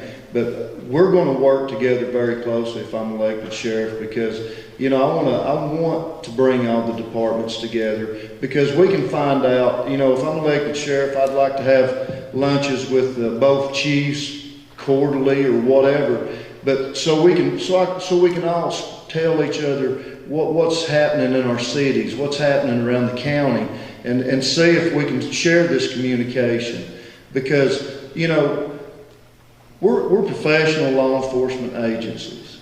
I mean, we're officers up here of the law. And you're sitting there and you're getting to hear the tons of dope, you're getting to hear the budgets, you're getting to hear all that. This is what we do. This is what we do, and you have a choice to see this election who you want to carry the torch as sheriff of Fannin County. I hope it's me. I mean, you know, I believe in unity, and I believe in all the departments working together, and I'll be fighting for that. That's how I've always been. Thank you. Thank you. Mr. Taylor, how would you work with other agencies to facilitate cooperation and communication? Well, we need to open lines of communication first off. First off, we need to leave our egos at home in our desk drawer. We need to get out here and do the job for the people. I believe any good law enforcement officer, any of these gentlemen right here, would be very willing and able to work with me or any of these other folks up here on this stage to do what we need to do to protect you. So it's just simply opening the lines of communication, talking to each other, because we are a brotherhood. Johnny's right, we are a brotherhood. It don't matter if you wear a brown uniform, a green uniform, or a blue one. If one of my guys is down, they're my guys. If I pass you, one of these brothers on the road, and somebody's got them down, I take it personal. And we all should take it personal because we are brothers. We're all brothers. And we do one common goal, and that is to protect you, the citizens of this county. So what I do is leave my ego at home, listen to what they have to say, work as a team, unify these departments, bring officers in from other departments, have monthly communications. I'd also like to set a sounding board up with each precinct, one representative from each precinct to come into our office and tell us what the problems are in your particular area of this county. So I agree with everything Johnny said. He made a fine statement. We are brothers, and we work together to make it better for you. Thank you. Mr. Whittenbarger, how would you work with other agencies to facilitate cooperation and communication? Well, how many more times can you say it? How many different ways can you say it? These guys are all correct, every one of them. Look down the line, you see dedicated men, each and every one of them. We've figured out the problems, we've pointed out the problems, we know what the problems are. How are we going to fix it? Who's going to fix it? Who's going to come up with the ideas to fix it? And the money. Yeah, we're going to combat drugs. We're going to work diligently to put those that offend the law in jail, hold them accountable. So I don't have any more ways I can say what they've already said. I'm kind of like the black horse down here, if you will. But that's okay. I hope I'm the black horse when you make your decision for sheriff. After you've picked one of these guys to be my opponent in November, which I'll be honored for either one of them to be there. Don't pick your racehorse yet. Be educated. Listen to these guys. This is more their race now than mine. I'll see you again before November. Some of you may like that, some of you may not. I hope you do. I got a pretty ugly face, but anyway. These guys here are sincere in what they do. Those guys against the wall are sincere in what they do. And I appreciate you people coming out here and listening. Is it intimidating to look out and see everybody looking up here? You bet it is. Because I'm going to tell you right now, the sheriff of Fannin County has got a big responsibility. Which one of these guys are you going to pick in a couple of months to be the Republican candidate? And in November, which one are you going to pick to be your sheriff? Which one can carry the torch that I've already said? I will be the one that is on your side. Thank you. Thank you. Mr. Bennett, how would you work with other agencies to facilitate cooperation and communication?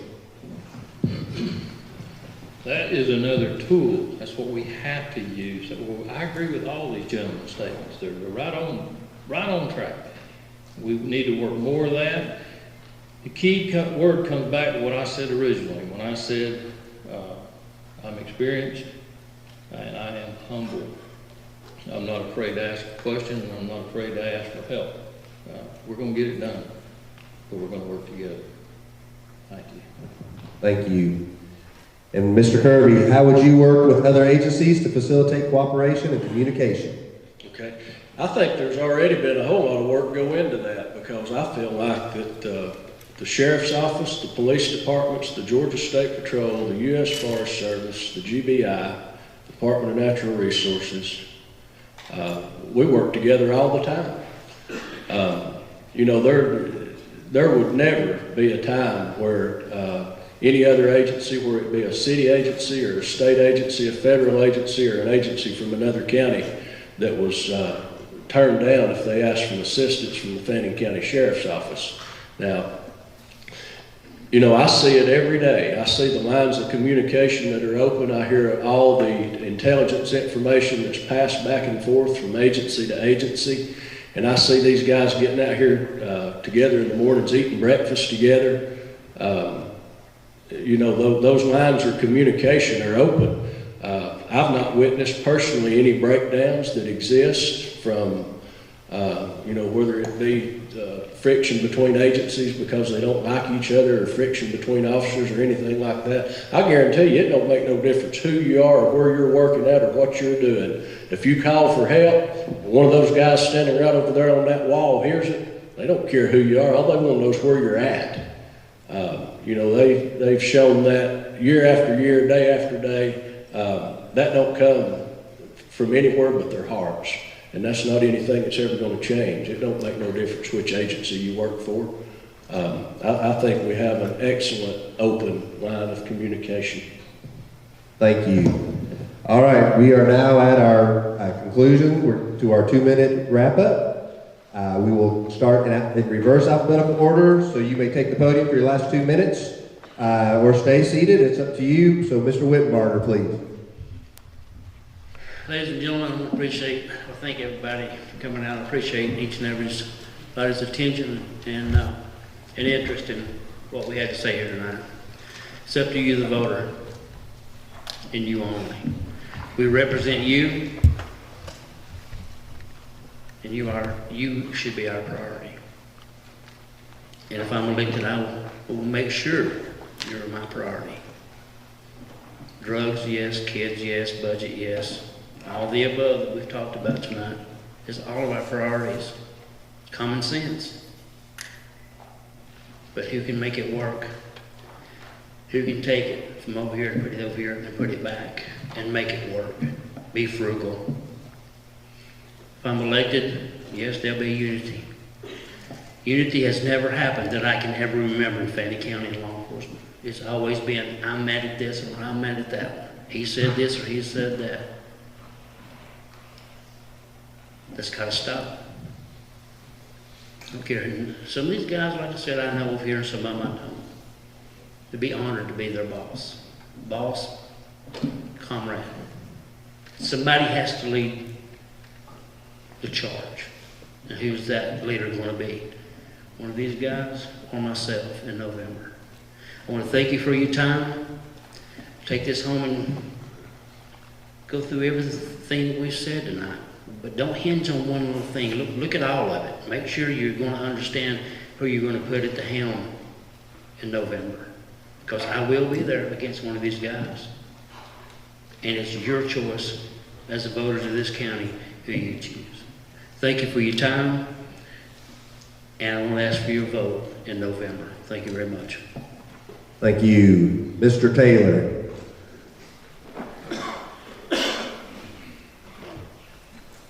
You've heard from a lot of good candidates today. And I think every one of us have the same agenda. We want to protect the citizens of this county.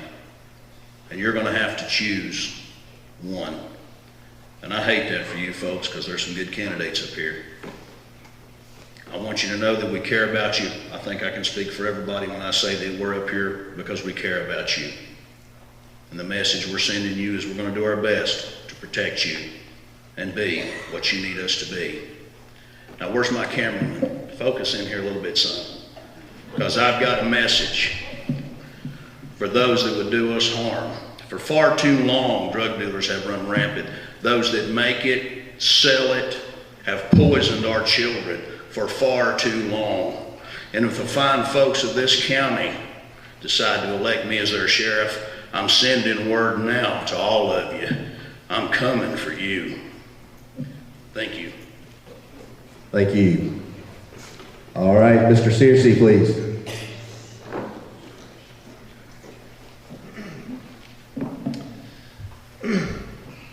Well, once again, I'd like to thank the chamber. Thank y'all. Y'all do a good job. Everyone in attendance, thank you for allowing to sit with us for this. I know it's been a long night. Everybody in TV land, thank you. I hope you watch us. I hope it helps you to get to know these people. Integrity, honesty, and fairness are all issues at question regarding our current sheriff's department. I will restore those values into the sheriff's office when elected. Young or old, rich or poor, man or woman, even animals deserve a sheriff to uphold and to spare the law equally, fairly, and justly. I ask for your vote on May 24th. I want to continue my career in law enforcement by being the best sheriff Fannin County has ever had. My pledge is to provide you with experienced law enforcement leadership and conviction, hard work and compassion, and a common sense approach to doing my job. I'm here today because I care and because I want to be your sheriff. Thank you for this opportunity to speak at this, and God bless you, and appreciate your vote May the 24th. Thank you. And Mr. Kirby.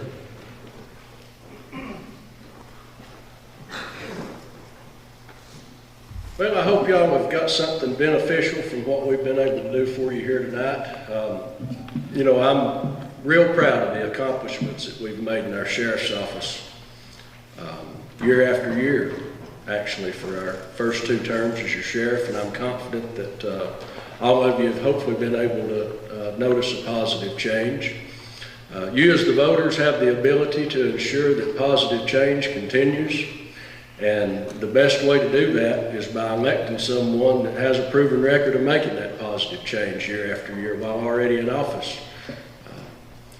I'm seeking re-election as your sheriff to make sure that this sheriff's office remains in the hands of a competent leader who's serious about doing his job. And because I know that as long as I'm in office, that I can guarantee you that positive change will be constantly pursued. We will continue to seek out the best trained people and the most competent people that we have access to represent your sheriff's office. And we will diligently pursue anyone who commits crimes in our county. If re-elected, I will promise to continue to operate our sheriff's office with dignity and integrity and to represent the people of Fannin County in a way that makes me proud and that makes you proud as well. So thank you very much. Thank you. And Mr. Bennett, please, sir.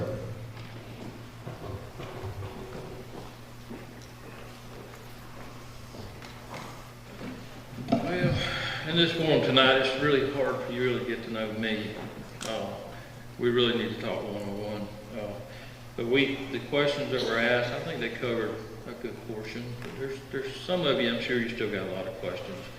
I vow to utilize my experience and skills to protect the citizens of Fannin County. I'll be visual. I won't be sitting behind the desk. I'll actually be doing my job. I'll remain involved in investigations. I don't care how petty or how major felony, I'll be there. I'm offering you 30 years experience. I really want the job. I truly believe in my heart it's time for a change. So please consider me. Thank you. Thank you. All right, let's give all these guys, gentlemen, a wonderful round of applause. Thank you for your time with us. Thank you all for coming out tonight. On behalf of the chamber, we appreciate you attending. Get out and vote and encourage everybody you know to vote. If you need to know when this will be rebroadcast, it will be Thursday the 14th at 7:30, Saturday the 16th at 1 p.m., and Monday the 18th at 10 p.m. Thank you and good night.